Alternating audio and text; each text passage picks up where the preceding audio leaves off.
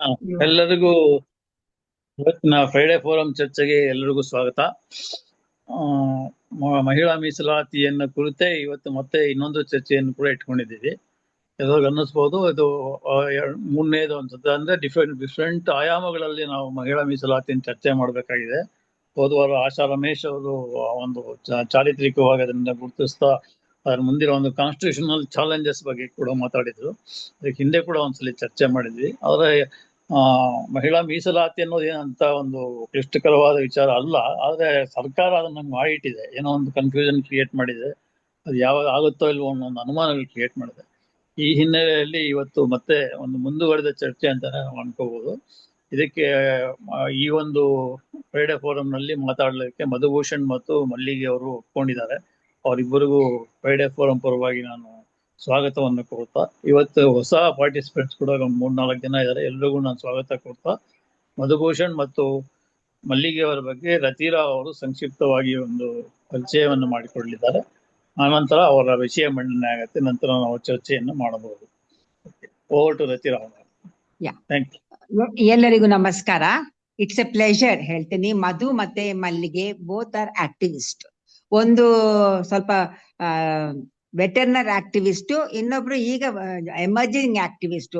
ಮಧು ಅವ್ರದ್ದು ನಾವು ಹೇಳ್ಬೇಕಾದ್ರೆ ನನಗೆ ಮತ್ತೆ ಮಧುಗೆ ಪರಿಚಯ 1980s ಪರಿಚಯ ಇದೆ. 85 ಅಲ್ಲಿ ಅವರು ಇದಕ್ಕೆ ಆಟೋನಮಸ್ ವಿಮೆನ್ಸ್ ಗ್ರೂಪ್ಸ್ಗೆ ಅವರು ಎಂಟರ್ ಆದಾಗ ನಂಗೆ ಅವ್ರ ಪರಿಚಯ ಆಗಿತ್ತು.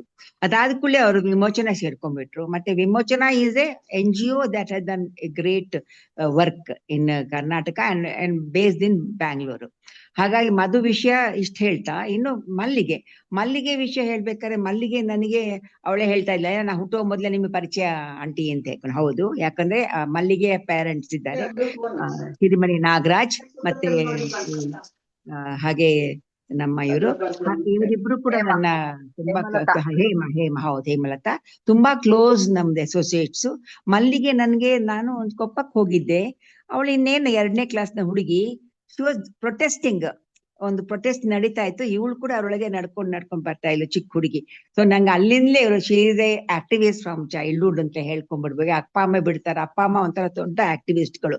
ಹಾಗಾಗಿ ಇವರಿಬ್ಬರನ್ನ ಹೇಳ್ಬೇಕಾದ್ರೆ ಇವರಿಬ್ರು ಕೂಡ, ಅಂದ್ರೆ ನಾನು ಮಧು ಮತ್ತೆ ಮಲ್ಲಿಗೆಯನ್ನ ಹೇಳ್ಬೇಕಾದ್ರೆ ಇಬ್ರು ಕೂಡ ಇಡೀ ಒಂದು ಕರ್ನಾಟಕದಲ್ಲಿ ಈಗ ಏನು ನಾವು ಫೆಮಿನಿಸ್ಟ್ ಮೂವ್ಮೆಂಟ್ ಗಿಂತ ಜಾಸ್ತಿ ಹೇಳಿದ್ರೆ ಎಲ್ಲ ಒಟ್ಟಾಗಿ ನಾವು United action of the women ಹೇಳುವಾಗ ನಮ್ಗೆ ಶುರುವಾಗುದೇ ಒಂದು ರೀತಿ ಮೊದ್ಲಿನ ಶುರುವಾಗಿದೆ. ನನ್ನ ಮತ್ತ ಈಗ ಅಂತೂ ಇದು ಇಂಥದ್ದು ನಾವೆದ್ದು ನಿಲ್ಲದಿದ್ದರೆ ಅಂತ ಶುರು ಮಾಡಿದ್ವಿ. ಕರ್ನಾಟಕ ಮಹಿಳಾ ದೌರ್ಜನ್ಯ ವಿರೋಧಿ ಒಕ್ಕೂಟ ಮಾಡ್ಕೊಂಡ್ವಿ. ಅದಕ್ಕಿಂತ ಮೊದಲು ಒಂದಿಷ್ಟು ಮಾಡಿದ್ವಿ. ಆಮೇಲೆ ನನ್ನ ಮತ ನನ್ನ ಹಕ್ಕು, ಕೊಂದವರು ಯಾರು ಇದರ ವಿಷಯದಲ್ಲಿ, ಧರ್ಮಸ್ಥಳ ವಿಷಯದಲ್ಲಿ, ಮತ್ತೆ SIR ವಿರುದ್ಧ ಒಂದು ಫೋರಮ್. ಹೀಗೆ ಎಲ್ಲಾ ಫೋರಂಗಳಲ್ಲಿ ನಾವು ಅಂದ್ರೆ ಫೆಮಿನಿಸ್ಟ್ ಪರ್ಸ್ಪೆಕ್ಟಿವ್ ಅನ್ನ ಆದಷ್ಟು ಜನಗಳ ಮಧ್ಯೆ ಅದನ್ನ ನಾವು ಬೆಳಗ್ಲಿಕ್ಕೋಸ್ಕರ ಹೋರಾಟ ಮಾಡ್ತಾ ಇದ್ದೀವಿ. ಇದರಲ್ಲಿ ಈಗ ಯಾಕೆ ಇದು ಬಹಳ ಮುಖ್ಯ, ನಾನು ಹೇಳಿದೆ ಈಗ ನಮ್ದು ಒಂದು ಮಾಡ್ಕೊಂಡಿವಿ. ಯಾಕಂದ್ರೆ ಇದು ನಮ್ಮ ಈ ಬಿಲ್ ಬರುತ್ತೆ ಇವಾಗ 23rd ಜುಲೈ. ಆ ಟೈಮಿಗೆ ಒಂದು ಮಾನ್ಸೂನ್ ಸೆಷನ್ಗೆ ಅದು ವಿಧಾನಸಭೆಗೆ ಬರುತ್ತೆ. ಆಗ ಅಲ್ಲಿ ಇದರಲ್ಲಿ ಡೆಲ್ಲಿನಲ್ಲಿ ಬರುತ್ತೆ. ಆಗ ವಿಮೆನ್ಸ್ ಮೂವ್ಮೆಂಟ್ ಇದು ವಿಮೆನ್ಸ್ ಬಿಲ್ ಅನ್ನ ಅಲ್ಲಿ ಪ್ರೆಸೆಂಟ್ ಮಾಡ್ತಾರೆ. ಅದು ಪಾಸ್ ಆಗೋಂಗೆ ಹೇಗೆ ನೋಡ್ಕೋಬೇಕು ಅಂತ ನಾವೆಲ್ಲ ಸ್ಟ್ರಾಟಜೈಸ್ ಮಾಡ್ತಾ ಇದೀವಿ. ಅದನ್ನೇ ಆಶಾ ರಮೇಶ್ ಕೂಡ ಮಾತಾಡಿದ್ರು ಹೋದ್ಸಾರಿ. ಈಗ ನಮ್ದು ಒಂದು national coalition for women's reservation ಒಂದು ನ್ಯಾಷನಲ್ ಲೆವೆಲ್ ಒಂದು ಇದಿದೆ, ದೊಡ್ಡದೊಂದು ಕೋಯಲೇಷನ್. ಅದ್ರೊಳಗೆ ನಾವೆಲ್ಲ ಇದ್ದೀವಿ. ಹಾಗೆ ನಾವೆದ್ದು ನಿಲ್ಲದೆ ಇದ್ರೆ ಯಾಕೆ ನಮ್ಮ ಕರ್ನಾಟಕದಲ್ಲಿ ಇದೆ, ಅದರಲ್ಲಿ ಕೂಡ ಆಕ್ಟಿವ್. ಈ ಒಂದು ಡಿಬೇಟ್ ಫೆಮಿನಿಸ್ಟ್ ಡಿಬೇಟ್ ಏನಂದ್ರೆ ಇವಾಗ ಅದನ್ನ ಹೇಗೆ ಪ್ರೆಸೆಂಟ್ ಮಾಡ್ಬೇಕು, ನಮ್ಮೊಳಗೆ ದೊಡ್ಡದೊಂದು ಡಿಬೇಟ್ ನಡೀತಾ ಇದೆ. ಬರೀ ನಾವು 2 ವಿಚಾರ, ಒಂದು ಸೆನ್ಸಸ್ ಮತ್ತು ಡಿಲಿಮಿಟೇಷನ್ ಅದನ್ನ ಪಕ್ಕಕ್ಕೆ ಇಟ್ಟುಬಿಟ್ಟು ಪಾಸ್ ಮಾಡಿ ಅಂತ ಹೇಳೋದೇನಿದೆ, ಅದನ್ನ ಪಾಸ್ ಮಾಡಲೇಬೇಕು ಅಂತ ನಮ್ದೇನು ಒತ್ತಾಯ ಇದೆ. ಜೊತೆಗೆ ನಾವು ಎಲ್ಲಾ ತರದ ಇನ್ಕ್ಲೂಸಿವ್ ಆಗಿರ್ಬೇಕು. ಅದು OBC ರಿಸರ್ವೇಶನ್, LGBT ರಿಸರ್ವೇಶನ್ ಎಲ್ಲರನ್ನ ಸೇರ್ಕೊಂಡು ಆ ತರ ಒಂದು ಇದನ್ನ ನಾವು ಪ್ರೆಸೆಂಟ್ ಮಾಡ್ತಾ ಇದೀವಿ. ಅದೇ ಒಂದು ದೊಡ್ಡ ಒಂದು ಫೆಮಿನಿಸ್ಟ್ ಡಿಬೇಟ್. ಅದರ ಬಗ್ಗೆ ಮಧು ಮತ್ತೆ ಮಲ್ಲಿಗೆ ಈಗ ಒಂದು ಒಳ್ಳೆ ಡಿಬೇಟ್, ಅದ್ರ ಬಗ್ಗೆ ಅವ್ರು ಮಾತಾಡ್ತಾರೆ. ಹೇಳ್ತಾ, ಮಧು ಅವರೇ ಮತ್ತು ಮಲ್ಲಿಗೆ ಅವರೇ ಇಬ್ರು ಸೇರ್ಕೊಂಡು both of you are activist, ದಯವಿಟ್ಟು ಪ್ರೆಸೆಂಟ್ ಮಾಡಿ ಈ ವ್ಯೂ ಪಾಯಿಂಟ್ ಅನ್ನ. Thank you very much. Thank you aunty. Yeah, Madhu, Mallige ನೀನೇ ಶುರು ಮಾಡ್ತೀಯ, ಮಧು ಶುರು ಮಾಡ್ತಾರೆ? ಮಾಡಿ. ಇಲ್ಲ, ಮಧು ಶುರು ಮಾಡ್ತಾರೆ ಆಂಟಿ. ಮಧು ಶುರು ಮಾಡ್ತಾರೆ. ಮಲ್ಲಿಗೆ ಬಂದ್ಯಾ? ಬಂದೆ. ಆಗ್ಲೇ ಬಂದೆ. Mallige, welcome to Friday forum. Thank you sir, thank you. Madhu first ಶುರು ಮಾಡ್ತಾರೆ. ನಾವಿಬ್ರು ಹೀಗ್ ಮಾತಾಡ್ಕೊಂಡ್ವಿ ಇದ್ರ ಬಗ್ಗೆ. ಅಂದ್ರೆ ನಾನು ಇದುವರೆಗೆ ಪಾರ್ಟಿಸಿಪೆಂಟ್ ಆಗಿ ತುಂಬಾ ಸಲ ಬಂದಿದ್ದೀನಿ ಫ್ರೈಡೆ ಫೋರಂಗೆ, ಮತ್ತೆ ತುಂಬಾ ಪ್ರಯೋಜನನೂ ಪಡ್ಕೊಂಡಿದ್ದೀನಿ ಇದರಿಂದ. ಕೆಲವು ಡಿಸ್ಕಷನ್ಸ್ ಅಲ್ಲಿ ವಿಶೇಷವಾಗಿ ಉಪಯೋಗ ಆಗಿದೆ. ಮತ್ತೆ ಇವತ್ತಿನ ಡಿಸ್ಕಷನ್ ಇದನ್ನು ಒಂದು ಡಿಸ್ಕಷನ್ ಆಗಿ ಮಾಡಬೇಕು ಅಂತ ನೀವುಗಳು ಯೋಚನೆ ಮಾಡಿದ್ದಕ್ಕೆ ನಿಜವಾಗ್ಲೂ ಥ್ಯಾಂಕ್ಸ್ ಹೇಳ್ಬೇಕು. ಯಾಕಂದ್ರೆ ಸಾಮಾನ್ಯ ಇಶ್ಯೂ ಇಂಟ್ರಡಕ್ಷನ್ ಆದ್ಮೇಲೆ ಅದ್ರೊಳಗಡೆ ಇರುವಂತ ಕಾಂಪ್ಲಿಕೇಶನ್ಸ್ ಏನು, ಎಷ್ಟು ಸೆನ್ಸಿಟಿವ್ ಆಗಿದೆ ವಿಷಯಗಳು, ಅದೆಲ್ಲ ಅಷ್ಟೊಂದು ಯಾರು ಅಷ್ಟು ಆಳಕ್ಕಿಳಿದು ತಿಳ್ಕೊಳ್ಳೋಕೆ ಇಷ್ಟ ಇರಲ್ಲ. ಆದ್ರೆ ಇದನ್ನ ಮಾಡಬೇಕು ಅನ್ಕೊಂಡಿರೋದು ತುಂಬಾ ಸಂತೋಷ. ನಾನು ಮಧು ಮಾತಾಡ್ಕೊಂಡಿದ್ದು ಮೊದ್ಲಿಗೆ ಇದು ಹೇಗ್ ಶುರುವಾಯ್ತು national coalition for women's reservation ಈಗ ಈ ಸಲ ಈ ಬಾರಿಯ ಇದ್ರೊಳಗೆ ಅನ್ನೋದ್ರ ಬಗ್ಗೆ ಸ್ವಲ್ಪ ಮಧು ಫಸ್ಟ್ ಅದನ್ನ ಹೇಳ್ತಾರೆ. ಮತ್ತೆ ಈಗ ಎಲ್ಲಿ ತನಕಿದೀವಿ ಅಂತ, ಇದರಲ್ಲಿ ಏನು ಸಂಕೀರ್ಣತೆಗಳು ಬಂದ್ವು, ಕ್ಯಾಂಪೇನ್ ಅದನ್ನ ಯಾವ ಥರದಲ್ಲಿ ನೋಡ್ತಾ ಇದೆ ಸದ್ಯದಲ್ಲಿ ಅನ್ನೋದ್ರ ಬಗ್ಗೆ. ಅದಾದ್ಮೇಲೆ ಏನಾದ್ರು ಪಾಯಿಂಟ್ಸ್ ಸೇರಿಸ್ಬೇಕು ಅನ್ಸಿದ್ರೆ ನಾನು ಸೇರಿಸ್ತೀನಿ. ಅದಾದ್ಮೇಲೆ ನೀವುಗಳೆಲ್ಲಾನು ಅದ್ರ ಬಗ್ಗೆ ನಿಮ್ಮ ಒಪಿನಿಯನ್ ಹೇಳ್ಬಹುದು, ಏನಾದ್ರು ಕೇಳೋದಿದ್ರೆ ಚರ್ಚೆ ಮಾಡ್ಬೋದು ಅಂತ ಅನ್ಕೊಂಡಿದ್ದೀವಿ. ಸೊ ಆತರ ಪ್ರೊಸೀಡ್ ಆಗ್ಬೋದಲ್ಲ ಸರ್ ಆಂಟಿ? ಖಂಡಿತ ಖಂಡಿತ, please. Okay, so Madhu please. ಕೇಳ್ಸತ್ತ ನಾನು ಮಾತಾಡ್ತಿರೋದು? ಹಲೋ, ಕೇಳ್ತಾ ಇದ್ದೆಮ್ಮ. Okay, thanks Rathi and thanks Friday forum ಅವ್ರಿಗೆ. ನೀವು ಈ ವಿಷಯನ ತಗೊಂಡು ಈ ಚರ್ಚೆನ ಮುಂದುವರ್ಸ್ಕೊಂಡು ಹೋಗ್ತಿದಾರಲ್ಲ, and for inviting Mallige me to come and share our views and our thoughts and ongoing ಏನ್ ನಡೀತಿದೆ ಅನ್ನೋದನ್ನ ಇಲ್ಲಿ ಚರ್ಚೆ ಮಾಡೋದು ಬಹಳ ಮುಖ್ಯ ಅಂತ ಅನ್ಸುತ್ತೆ. ಇನ್ಫ್ಯಾಕ್ಟ್ ನಾನು ಅದೇ ಮಲ್ಲಿಗೆ ಹೇಳ್ತಿದ್ದೆ, ಈ ಚರ್ಚೆ ನಡೆದಷ್ಟು ನಮಗೂ ಒಂದು ಕ್ಲಾರಿಟಿ ಬರುತ್ತೆ about our own stands and how we should sharpen our own stands on this very critical issue ಅಂತ. ಸೊ ಹಾಗಾಗಿ thank you very much for giving this space. And Mallige ಹೇಳ್ದಂಗೆ and as Rati was saying,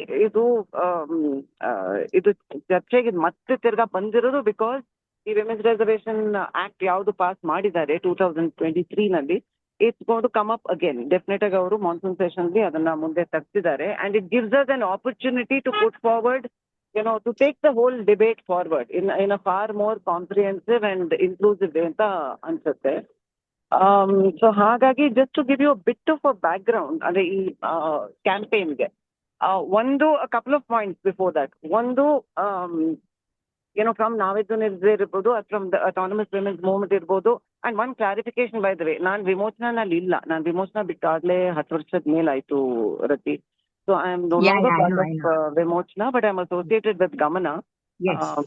So it is an autonomous women's collective sarane, and I am more actively part of Navidu Nilididre, and also linked with Darjana Varudi Okuta and all in the initial stages especially. So hagagi I would like to identify myself more as an autonomous women's activist anta. So hagagi aa drishtiinda nododagidre a couple of points. Ondu the way that I would like that we see women's reservation is not only that women are asking for a space within the existing political structure, ಅಥವಾ ಬರೀ parliamentary democracy ನಮಗೊಂದು ಭಾಗ ಬೇಕು ಅಂತ ಮಾತ್ರ ಅಲ್ಲ. I would like to see this as a way of democratizing politics itself.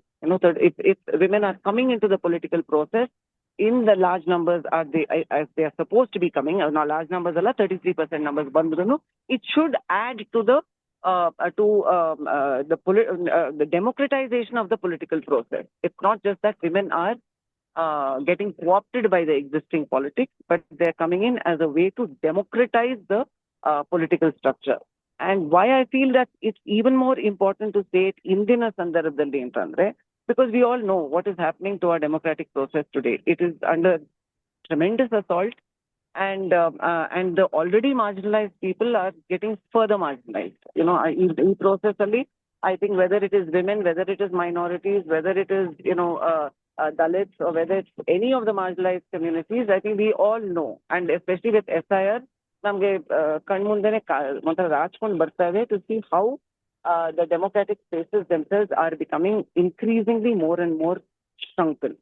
So I think in that context, it becomes important to find a language for women's empowerment, and which is more relevant to today's context. So I think it's the reason why I'm saying this is that because that is the ongoing debate within the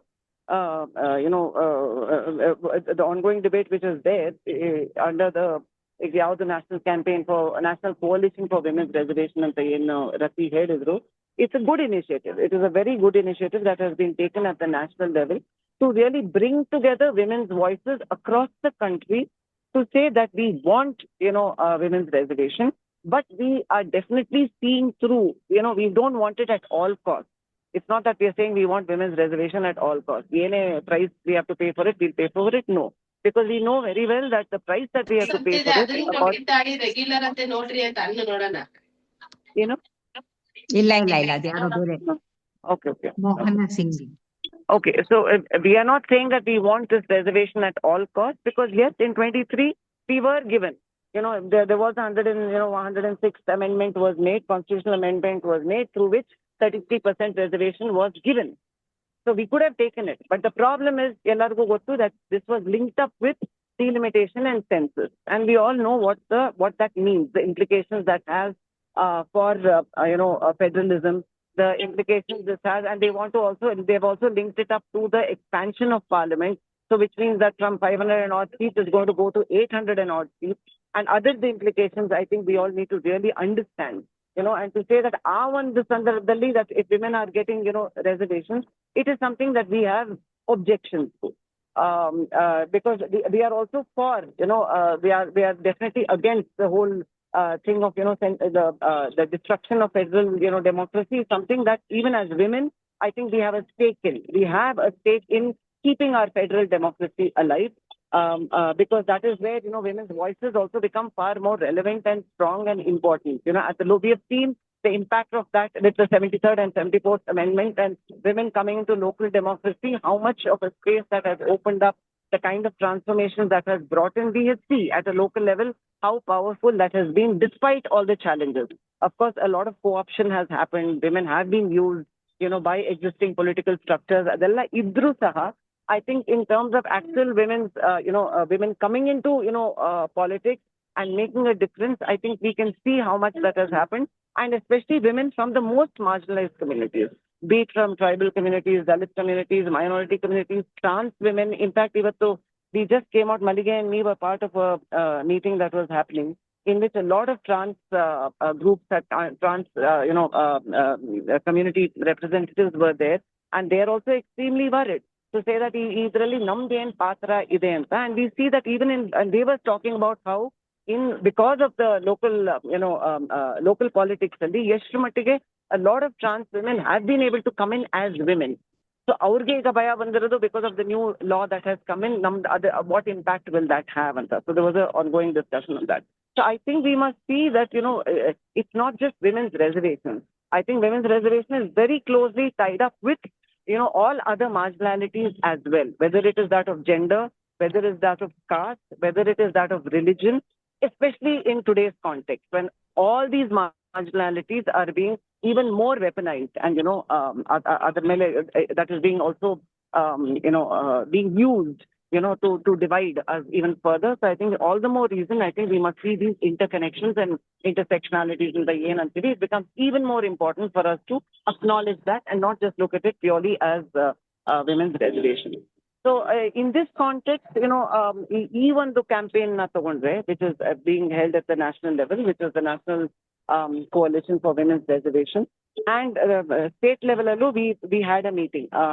Bodwara, we had a very good, excellent meeting we had in Bangalore, where we came together to look at what is it that we are demanding for. What are we demanding in this context of, decreasing democratic spaces, and in this context of women's reservation being a way to democratize politics.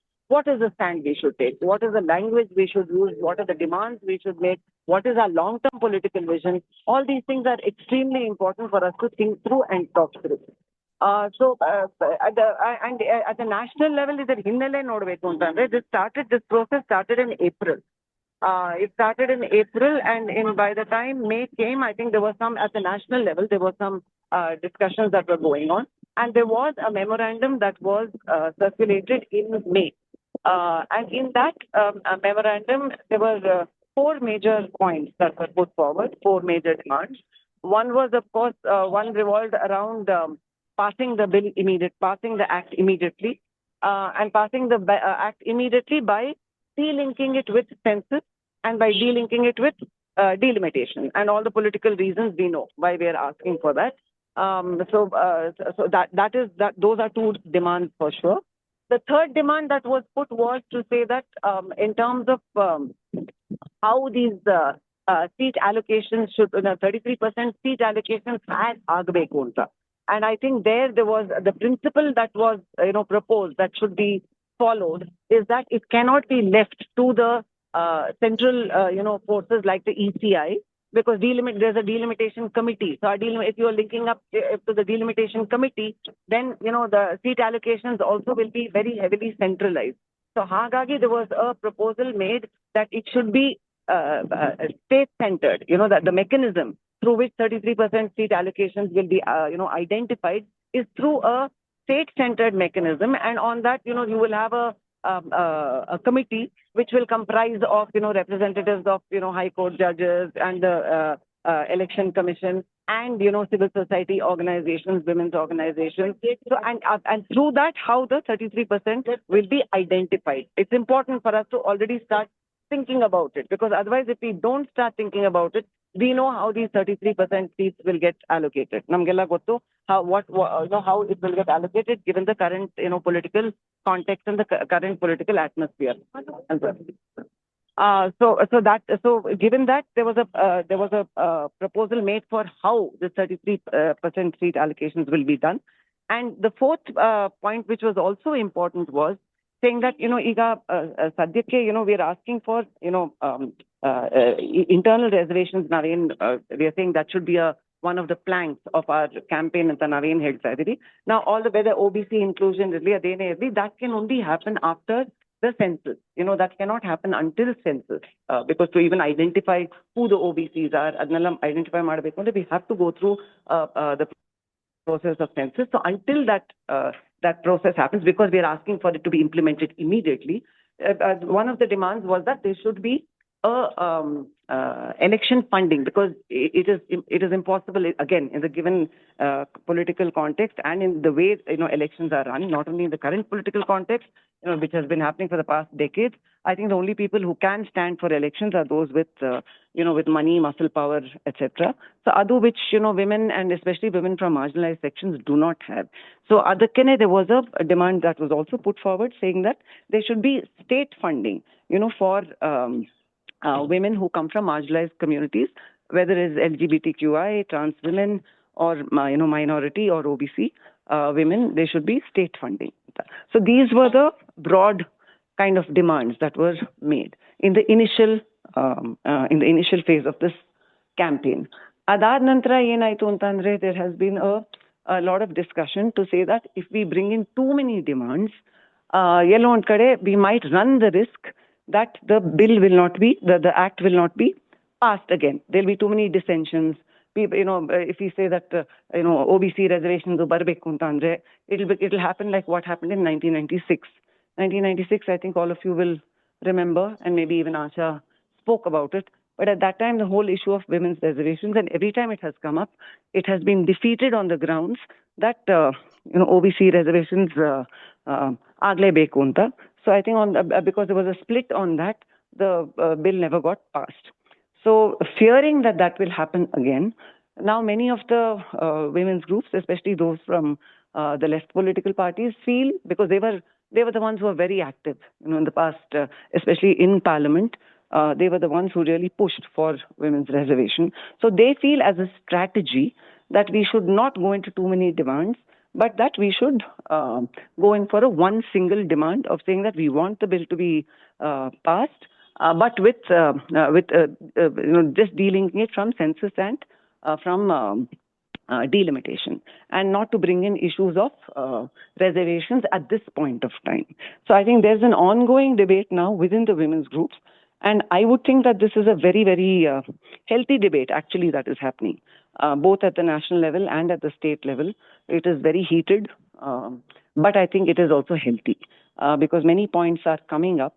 And maybe now I will ask Mallige to take it forward because she can bring out the nuances of what these arguments are, pro and against. What is it that those who are asking for inclusion are seeking, and how we should articulate these demands ಅನ್ನೋದು ಯಾವ ಸ್ಟ್ಯಾಂಡಿಗೆ ಬರ್ತಿದೀವಿ ಅನ್ನೋದು I will ask Mallige to please take it forward. ಇದ್ರ ಮೇಲೆ ಏನೋ questions ಬಂದ್ರೆ ಖಂಡಿತ I will come back into it. We both of us will come back into it. Thank you Madhu. Actually Madhu ತುಂಬಾನೇ ಎಲ್ಲ ಹೇಳ್ಬಿಟ್ಟಿದ್ದಾರೆ. ನಮ್ಗೆ ನಿಜ ಹೇಳ್ಬೇಕು ಅಂದ್ರೆ ಡೈರೆಕ್ಟ್ ಆಗಿ ಕ್ವಶನ್ಸ್ಗೆ ಹೋಗ್ಬೋದು ಈಗ. ಆತರ ವಿಷಯಗಳು ಎಲ್ಲಾನು ಕವರ್ ಆಗಿದೆ. ಒಂದೇ ಒಂದು ಅಂಶ ಮಧು ಹೇಳ್ದಂಗೆ, ಇವತ್ ಸಂಜೆ ನಾವು ಅಡ್ವೊಕೇಟ್ಸ್ ಜೊತೆಗೆ ಒಂದು ಡಿಸ್ಕಷನ್ ಮಾಡಿದಾಗ ಅದ್ರಲ್ಲಿ ನಮ್ಗೆ ಕೆಲವು ವಿಷಯಗಳನ್ನ ಏನ್ ಅವ್ರು ಹೇಳಿದ್ರು ಅದಷ್ಟನ್ನ ಮಾತ್ರ ನಂಗೆ ಇದಕ್ಕೆ ಸೇರಿಸ್ಬೇಕು ಅಂತ ಅನ್ಸುತ್ತೆ. ಮೊದಲನೇದು, ಇದ್ರೊಳಗಡೆ ಡಿಸ್ಕಷನ್ ಶುರು ಮಾಡುವಂತ ಟೈಮಲ್ಲಾಗ್ಲಿ ಅಥವಾ ಈಗಾಗ್ಲಿ ಯಾರಿಗೂ ಕೂಡ ಇದು ಫಾರ್ ಅಂಡ್ ಅಗೇನ್ಸ್ಟ್ ಅನ್ನೋ ತರದ ಇದ್ರಲ್ಲಿ ಇರ್ಲಿಲ್ಲ, ನಾವು ಆ ನಿಲುವಿನಲ್ಲಿ ಇರ್ಲಿಲ್ಲ.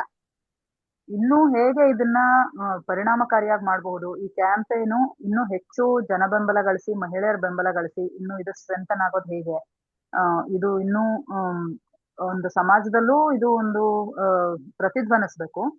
ಅದೇ ತರದಲ್ಲಿ ಅಧಿಕಾರದ ವಲಯಗಳಲ್ಲೂ ಕೂಡ ಅಧಿಕಾರದ ಮೊಗಸಾಲೆಗಳು ಅಂತ ಏನು ಹೇಳ್ತಾರೆ, ಆ ತರದಲ್ಲಿ ಅಧಿಕಾರದ ಮೊಗಸಾಲೆಗಳಲ್ಲೂ ಕೂಡ ಇದು ಅದಕ್ಕೊಂದು ಲೆವರೇಜ್ ಸಿಗ್ಬೇಕು ಅಂತಂದ್ರೆ ನಾವು ಯಾವ ರೀತಿ ಒಳಗಡೆ ಇದನ್ನ ಮುಂದಿಡ್ಬೇಕು. ಅದ್ರ ಜೊತೆಲಿ ಬಹಳ ಮುಖ್ಯವಾಗಿ ಈಗಾಗ್ಲೇ ಮಧು ಏನ್ ಹೇಳಿದಾರೋ ಆ ತರದಲ್ಲಿ ನಮ್ಮ ಪ್ರಿನ್ಸಿಪಲ್ ಸ್ಟ್ಯಾಂಡ್ ಏನು ಈ ವಿಷಯದಲ್ಲಿ.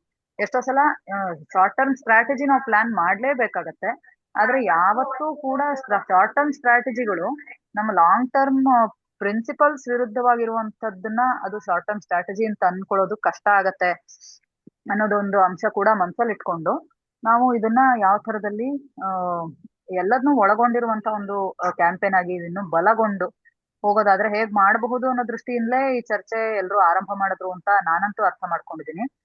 ಸೊ ಮುಖ್ಯವಾಗಿ ಅದ್ ಬಂದಂತ ಸಂದರ್ಭದೊಳಗಡೆ ಎಲ್ರಿಗೂ ಮನ್ಸಲ್ಲಿದ್ದು ಈಗಾಗ್ಲೇ ಸಮಾಜದಲ್ಲಿ ಮೊದ್ಲೇ ಹಂಚಿಗೊತ್ತಲ್ಪಟ್ಟಿರುವಂತ ಮಾರ್ಜಿನಲೈಸ್ ಆಗಿರುವಂತ ಸಮುದಾಯಗಳ ಮಹಿಳೆಯರ ಪ್ರಾತಿನಿಧ್ಯ ಈ ತರದ ಸಂದರ್ಭದಲ್ಲಿ ಆ ಪ್ರಾತಿನಿಧ್ಯದ ವಿಷಯದ ಚರ್ಚೆ ಹೆಚ್ಚಾಗಿ ಬರ್ಲಿಲ್ಲ ಅಂತಂದ್ರೆ ಅದು ಸರ್ಕಾರಕ್ಕೂ ಕೂಡ ಕನ್ವೀನಿಯಂಟ್ ಆಗತ್ತೆ. ಹೇಗಿದ್ರು ಅವ್ರಿಗೆ ಒಂದ್ ವೇಳೆ ಮಹಿಳೆಯರು ಬಂದು ಮಾತಾಡೋದಾದ್ರೂ ಕೂಡ ಯಾರು ಡಿಫಿಕಲ್ಟ್ ಕ್ವಶನ್ಸ್ ನ ಕೇಳ್ತಾರೋ, ದಮನಿತರ ಪರವಾಗಿ ಅಥವಾ ದುಡಿಯೋರ ಪರವಾಗಿ ಯಾರು ಮಾತಾಡ್ತಾರೋ ಅಂತ ಧ್ವನಿಗಳು ಅವ್ರಿಗೆ ಬೇಕಿಲ್ಲ. ಮಹಿಳೆಯರೇ ಬಂದ್ ಮಾತಾಡೋದಾದ್ರೂ ಅದು ಸ್ಮೃತಿ ಇರಾನಿ ಆಗಿರ್ಲಿ, ಹೇಮಮಾಲಿನಿ ಆಗಿರ್ಲಿ ಅಂತ ಅವ್ರು ಬಯಸ್ತಾರೆ ಹೊರತಾಗಿ ಅದು ಇಲ್ಲಿ ತಳಮಟ್ಟದಲ್ಲಿ ಕೆಲಸ ಮಾಡ್ತಿರುವಂತ ಅಕ್ಕಾಯಿ ಪದ್ಮಶಾಲಿ ಆಗಿರ್ಲಿ ಅಥವಾ ಪೌರ ಕಾರ್ಮಿಕರ ಜೊತೆಲಿ ಕೆಲಸ ಮಾಡಿರುವಂತ ಸರಸ್ವತಿ ಆಗಿರ್ಲಿ, ಡಾಕ್ಟರ್ ರತಿರಾವ್ ಆಗಿರ್ಲಿ ಅಂತ ಅವ್ರು ಬಯಸೋದಿಲ್ಲ. ಸೊ ಅಂತ ಸಂದರ್ಭದೊಳಗಡೆ ನಾವು ಈ ಧ್ವನಿಗಳನ್ನ ಬಲಗೊಳಿಸೋದು ಹೇಗೆ ಅನ್ನೋ ದೃಷ್ಟಿಯಿಂದ ಇದು ಇವತ್ತಿಗೆ ಆಗತ್ತೆ ಅಥವಾ ಈಗ ನಾವು ಕೇಳಿದ ತಕ್ಷಣದಲ್ಲಿ ಈ ಎಲ್ಲಾ ಇಂಟರ್ಸೆಕ್ಷನಾಲಿಟಿಗಳ ಬಗ್ಗೆ ಏನ್ ಮಧು ಹೇಳಿದ್ರು, ಯಾರೆಲ್ಲನ್ನ ಒಳಗೊಳ್ಬೇಕು ಇದ್ರಲ್ಲಿ ಅಂತೇಳಿ, ಮುಖ್ಯವಾಗಿ SC/ST ರಿಸರ್ವೇಶನ್ ಈಗಾಗ್ಲೇ ಸಾಂವಿಧಾನಿಕವಾಗಿ ಖಾತ್ರಿ ಪಡಿಸಲ್ಪಟ್ಟಿರೋದ್ರಿಂದ OBC ಟ್ರಾನ್ಸ್ ಕಮ್ಯುನಿಟಿ ಅಥವಾ ಟ್ರಾನ್ಸ್ ವಿಮೆನ್ ಮತ್ತೆ ರಿಲಿಜಿಯಸ್ ಮೈನಾರಿಟಿ, ಕೆಲವು ಸಂದರ್ಭಗಳಲ್ಲಿ ಲಿಂಗ್ವಿಸ್ಟಿಕ್ ಮೈನಾರಿಟಿ, ಈ ತರದಲ್ಲಿ ಯಾರೆಲ್ಲ ಮಾರ್ಜಿನಲೈಸ್ ಆಗಿರೋರು, ಕೆಲವು ರಾಜ್ಯಗಳಲ್ಲಿ DNT ಡಿನೋಟಿಫೈಡ್ ಟ್ರೈಬ್ಸ್, ಈ ತರದಲ್ಲಿ ಯಾರು ಪ್ರಾತಿನಿಧ್ಯ ಹೊಂದಿಲ್ಲ ಈಗ ಆ ರೀತಿಯಲ್ಲಿರುವಂತ ಮಹಿಳೆಯರಿಗೆ ಮಹಿಳಾ ಮೀಸಲಾತಿ ಜಾರಿ ಆಗುವಾಗ್ಲೇ ಅದ್ರ ಜೊತೆಗೆ ಇದನ್ನು ಕೂಡ ಗಮನಿಸ್ಬೇಕು. ಇದಕ್ಕೊಂದು ಪ್ರಕ್ರಿಯೆಯನ್ನ ಅಳವಡಿಸೋಷ್ಟಕ್ಕಾದ್ರೂ ಸರ್ಕಾರ ಕಮಿಟ್ಮೆಂಟ್ ಕೊಡಬೇಕು ಅನ್ನೋ ವಿಷಯನ ಇದ್ರ ಜೊತೆಗೆ ತರಬೇಕು ಅನ್ನೋದು ಮುಖ್ಯವಾಗಿದ್ದಂತ ಅಂಶ ಆಗಿತ್ತು. ಹಾಗಾಗಿ ಒಂದು ವಿಚಾರನೂ ಕೂಡ ಗಮನಿಸ್ಬೇಕು, ಅದೇನಂದ್ರೆ ಮಹಿಳಾ ಮೀಸಲಾತಿ ಹಿಸ್ಟ್ರಿ ಬಗ್ಗೆ ಚರ್ಚೆ ಆಗಿದೆ ಅಂತ ಗೊತ್ತಿದೆ ನಂಗೆ, ಇದಕ್ಕೆ ಹಿಂದಿನ ಇದ್ರಲ್ಲಿ ಅದ್ರ ಬಗ್ಗೆ ಚರ್ಚೆ ಆಗಿದೆ ತುಂಬಾ ವಿಸ್ತಾರವಾಗಿ. ಆದ್ರೆ ಭಾರತದಲ್ಲಿ ದಲಿತ ಮಹಿಳೆಯರ ಫೆಡರೇಷನ್ ಆಗಿರಬಹುದು ಅಥವಾ NCDHR ಆಗಿರ್ಬೋದು, ಈ ತರದಲ್ಲಿ ಶೋಷಿತ ಸಮುದಾಯಗಳ ಜೊತೆ ನಿಂತಿರುವಂತ ಸ್ತ್ರೀವಾದಿ ಗುಂಪುಗಳು ಮತ್ತೆ ವ್ಯಕ್ತಿಗಳೇನಿದಾರೋ ಅವರ ಒಂದು ಬಲವಾದಂತ ವಾದ ಏನು ಅಂತಂದ್ರೆ, ಮಹಿಳಾ ಮೀಸಲಾತಿ ಮಸೂದೆ 96ನೇ ಇಸವಿಯಲ್ಲಿ ಅದು ಸೋಲೋದಿಕ್ಕೂ ಕೂಡ ಒಳಗೊಳ್ಳುವಿಕೆಯನ್ನ ಗಂಭೀರವಾಗಿ ಮಹಿಳಾ ಚಳವಳಿ ಅವತ್ತು ಪರಿಗಣಿಸದೆ ಹೋಗಿದ್ದು ಕಾರಣ ಅನ್ನುವಂತ ಒಂದು ವಾದವನ್ನು ಅವ್ರು ಮುಂದಿಡ್ತಿದ್ದಾರೆ.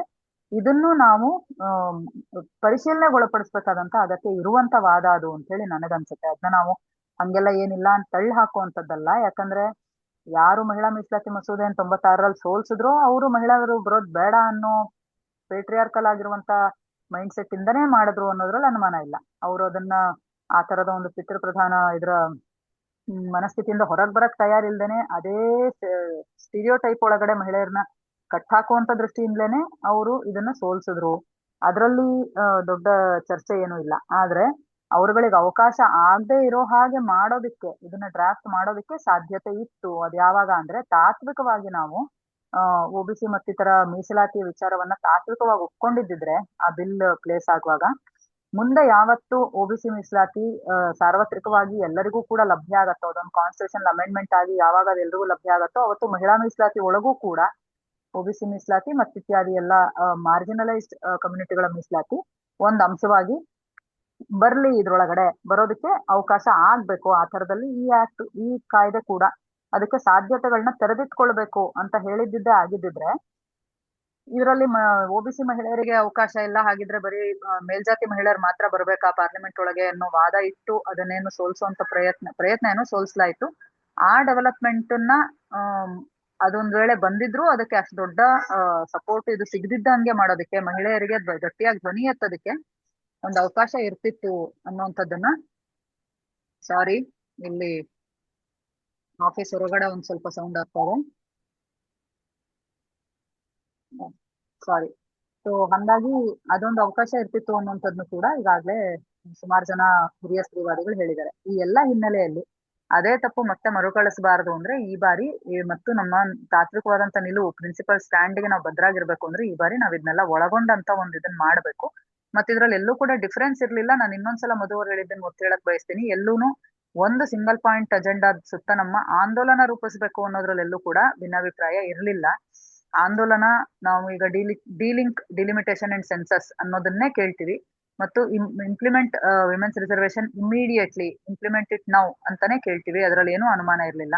ಆದ್ರೆ ಇದನ್ನ ನಾವು ಪ್ರಚಾರಕ್ಕೆ ತಗೊಂಡು ಹೋಗುವಾಗ ನಮ್ಮ ಆತಂಕದ ಬೇರೆ ಬೇರೆ ವಿಷಯಗಳೇನು ಅಂತ ಅದನ್ನ ಬರೆಯೋದ್ರೊಳಗಡೆ ಸಮಸ್ಯೆ ಇಲ್ಲ, ಬದಲಿಗೆ ಅದು ಅಗತ್ಯ ಇರುವಂತದ್ದು ಚಳುವಳಿಗೆ ಅನ್ನೋದನ್ನಷ್ಟೇನೆ ನಾವು ಒತ್ತಿ ಹೇಳೋದಕ್ಕೆ ಬಯಸಿದ್ದು ಅಂತ ಹೇಳಿ ಬಹಳಷ್ಟು ಜನ ಗುಂಪಿನಲ್ಲಿ ಬಂದು ಪದೇ ಪದೇ ಅದ್ರ ಬಗ್ಗೆ ಕ್ಲಾರಿಫಿಕೇಶನ್ಸ್ ಕೊಟ್ರು. ಸೊ ಅಂತಿಮವಾಗಿ ಅದರಲ್ಲಿ ಇದ್ದಂತ ಗೊಂದಲ ಏನು ಅಂದ್ರೆ OBC ರಿಸರ್ವೇಶನ್ ಅನ್ನ ಈಗ ನಾವು ಅದನ್ನ ಚರ್ಚೆ ಇದನ್ನಾಗಿ ಮಾಡಿದಾಗ ಅದು ಇಡೀ ದೇಶದಲ್ಲಿ ಎಲ್ಲೂ ಜಾರಿಯಲ್ಲಿ ಇಲ್ಲದೆ ಇರುವಂತ ಸಂದರ್ಭದಲ್ಲಿ, ಅದೊಂದು ಸಾಂವಿಧಾನಿಕ ತಿದ್ದುಪಡಿಯಾಗಿ ಬರಬೇಕಾಗಿರೋ ಸಂದರ್ಭದಲ್ಲಿ ಅದು ಪ್ರಭುತ್ವಕ್ಕೆ ಇನ್ನೊಂದು ಅವಕಾಶನ ಒದಗಿಸುತ್ತೆ ನಮ್ಮನ್ನ ಮತ್ತೆ ಬ್ಯಾಕ್ ಸೀಟಿಗೆ ತಳ್ಳೋದಕ್ಕೆ ಅಂತ ಹೇಳಿ. ಇವತ್ತು ಅದ್ರ ಬಗ್ಗೆ ನಡೆದಂತ ವಕೀಲರ ಜೊತೆ ನಡೆದಂತ ಚರ್ಚೆ ಒಳಗಡೆ ಸ್ಪಷ್ಟವಾಗಿ ಇದ್ದಂತ ಒಂದ್ ವಿಚಾರ, ಇದನ್ನ ನಾವು ಈಗಾಗ್ಲೇ ನ್ಯಾಷನಲ್ ಲೆವೆಲ್ ಗ್ರೂಪ್ಗಳಲ್ಲಿ ಪದೇ ಪದೇ ಹಾಕಿ ಅದನ್ನ ಮನವರಿಕೆ ಮಾಡೋ ಪ್ರಯತ್ನ ಕೂಡ ಮಾಡಿದ್ವಿ ಈಗಾಗ್ಲೇ ಬಹಳಷ್ಟು ಸಲ.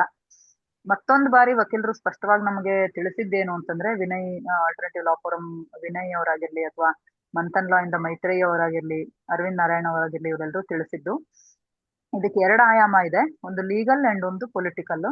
ಲೀಗಲ್ ಆಯಾಮದಿಂದ ನೋಡಿದ್ರು ಕೂಡ ಸಾಂವಿಧಾನಿಕ ತಿದ್ದುಪಡಿ ಇಲ್ಲದೇನೆ ಈಗ ಏನ್ ಬದಲಾವಣೆ ಕೇಳಲಾಗ್ತಾ ಇದೆ, 1 ಪಾಯಿಂಟ್ ಅಜೆಂಡಾ ಅಂತ ಏನ್ ಹೇಳಲಾಗ್ತಾ ಇದೆ, ಡಿಲಿಮಿಟೇಷನ್ ಅಂಡ್ ಸೆನ್ಸಸ್, ಅದನ್ನ ಕ್ಷೇತ್ರ ಪುನರ್ವಿಂಗಡಣೆ ಮತ್ತು ಜನಗಣತಿಯಿಂದ ಪ್ರತ್ಯೇಕಗೊಳಿಸಿ ಮಹಿಳಾ ಮೀಸಲಾತಿನ ಮಾತ್ರನೇ ಪ್ರತ್ಯೇಕವಾಗಿ ಜಾರಿಗೆ ತನ್ನಿ ಅಂತ ಏನ್ ಕೇಳಲಾಗ್ತಾ ಇದೆ, ಅದನ್ನ ಮಾಡಬೇಕಾದ್ರೂ ಕೂಡ ಸಾಂವಿಧಾನಿಕ ತಿದ್ದುಪಡಿ ಆಗ್ಲೇಬೇಕು.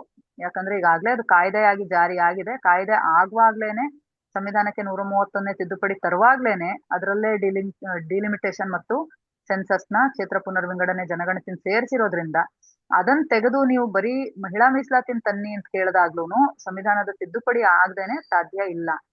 ಹೇಗಿದ್ರೂ ಸಂವಿಧಾನದ ತಿದ್ದುಪಡಿ ಆಗೇ ಆಗತ್ತೆ ಅನ್ನೋದಾದ್ರೆ, ಅದೇ ಸಮಯದಲ್ಲಿ ಈಗ ಹೊಸದಾಗಿ ಬರುವಂತ ಮಹಿಳಾ ಮೀಸಲಾತಿ ಜೊತೆಗೆ ಈ ಎಲ್ಲಾ ಪ್ರಕ್ರಿಯೆಗಳನ್ನ ಚಾಲನೆಗೆ ತರೋದಕ್ಕೆ ಇವರೆಲ್ಲರೂ ಕೂಡ ಹೇಗ್ ಆಯ್ಕೆ ಆಗ್ತಾರೆ, 33% ಮಹಿಳೆಯರು ಯಾರವರು, ಅವ್ರು ಹೇಗ್ ಆಯ್ಕೆ ಆಗ್ತಾರೆ, ಇದನ್ನ ನಿರ್ಧರಿಸೋದಕ್ಕೆ ಒಂದು ಪ್ರಜಾತಾಂತ್ರಿಕವಾದಂತ ಎಲ್ರನ್ನೂ ಒಳಗೊಳ್ಳುವಂತ ಒಂದು ಪ್ರಕ್ರಿಯೆಯನ್ನ ಆರಂಭ ಮಾಡಿ ಅಂತ ಹೇಳಿ ಈ ಸಂದರ್ಭದಲ್ಲಿ ಕೇಳೋದ್ರೊಳಗಡೆ ತಪ್ಪೇನಿದೆ. ಸಾಂವಿಧಾನಿಕ ತಿದ್ದುಪಡಿ ಹೇಗೂ ಆಗತ್ತೆ ಅನ್ನೋದಾದ್ರೆ ಅದರ ಜೊತೆಗೇನೆ ಈ ಆಂತರಿಕ ಮೀಸಲಾತಿ ವಿಚಾರನೂ ಕೂಡ ಸಂವಿಧಾನದ ಇದ್ರೊಳಗಡೆ ತಿದ್ದುಪಡಿಯ ಮೂಲಕ ಅದನ್ನ ತರಬೇಕು ಅಂತ ಹೇಳಿ ಕೇಳೋದಕ್ಕೆ ಏನ್ ಸಮಸ್ಯೆ ಆಗತ್ತೆ ಅನ್ನುವಂತ ಒಂದು ಪ್ರಶ್ನೆಯನ್ನ ಅದನ್ನ ಮುಂದಿಟ್ಟಿದ್ದಾರೆ.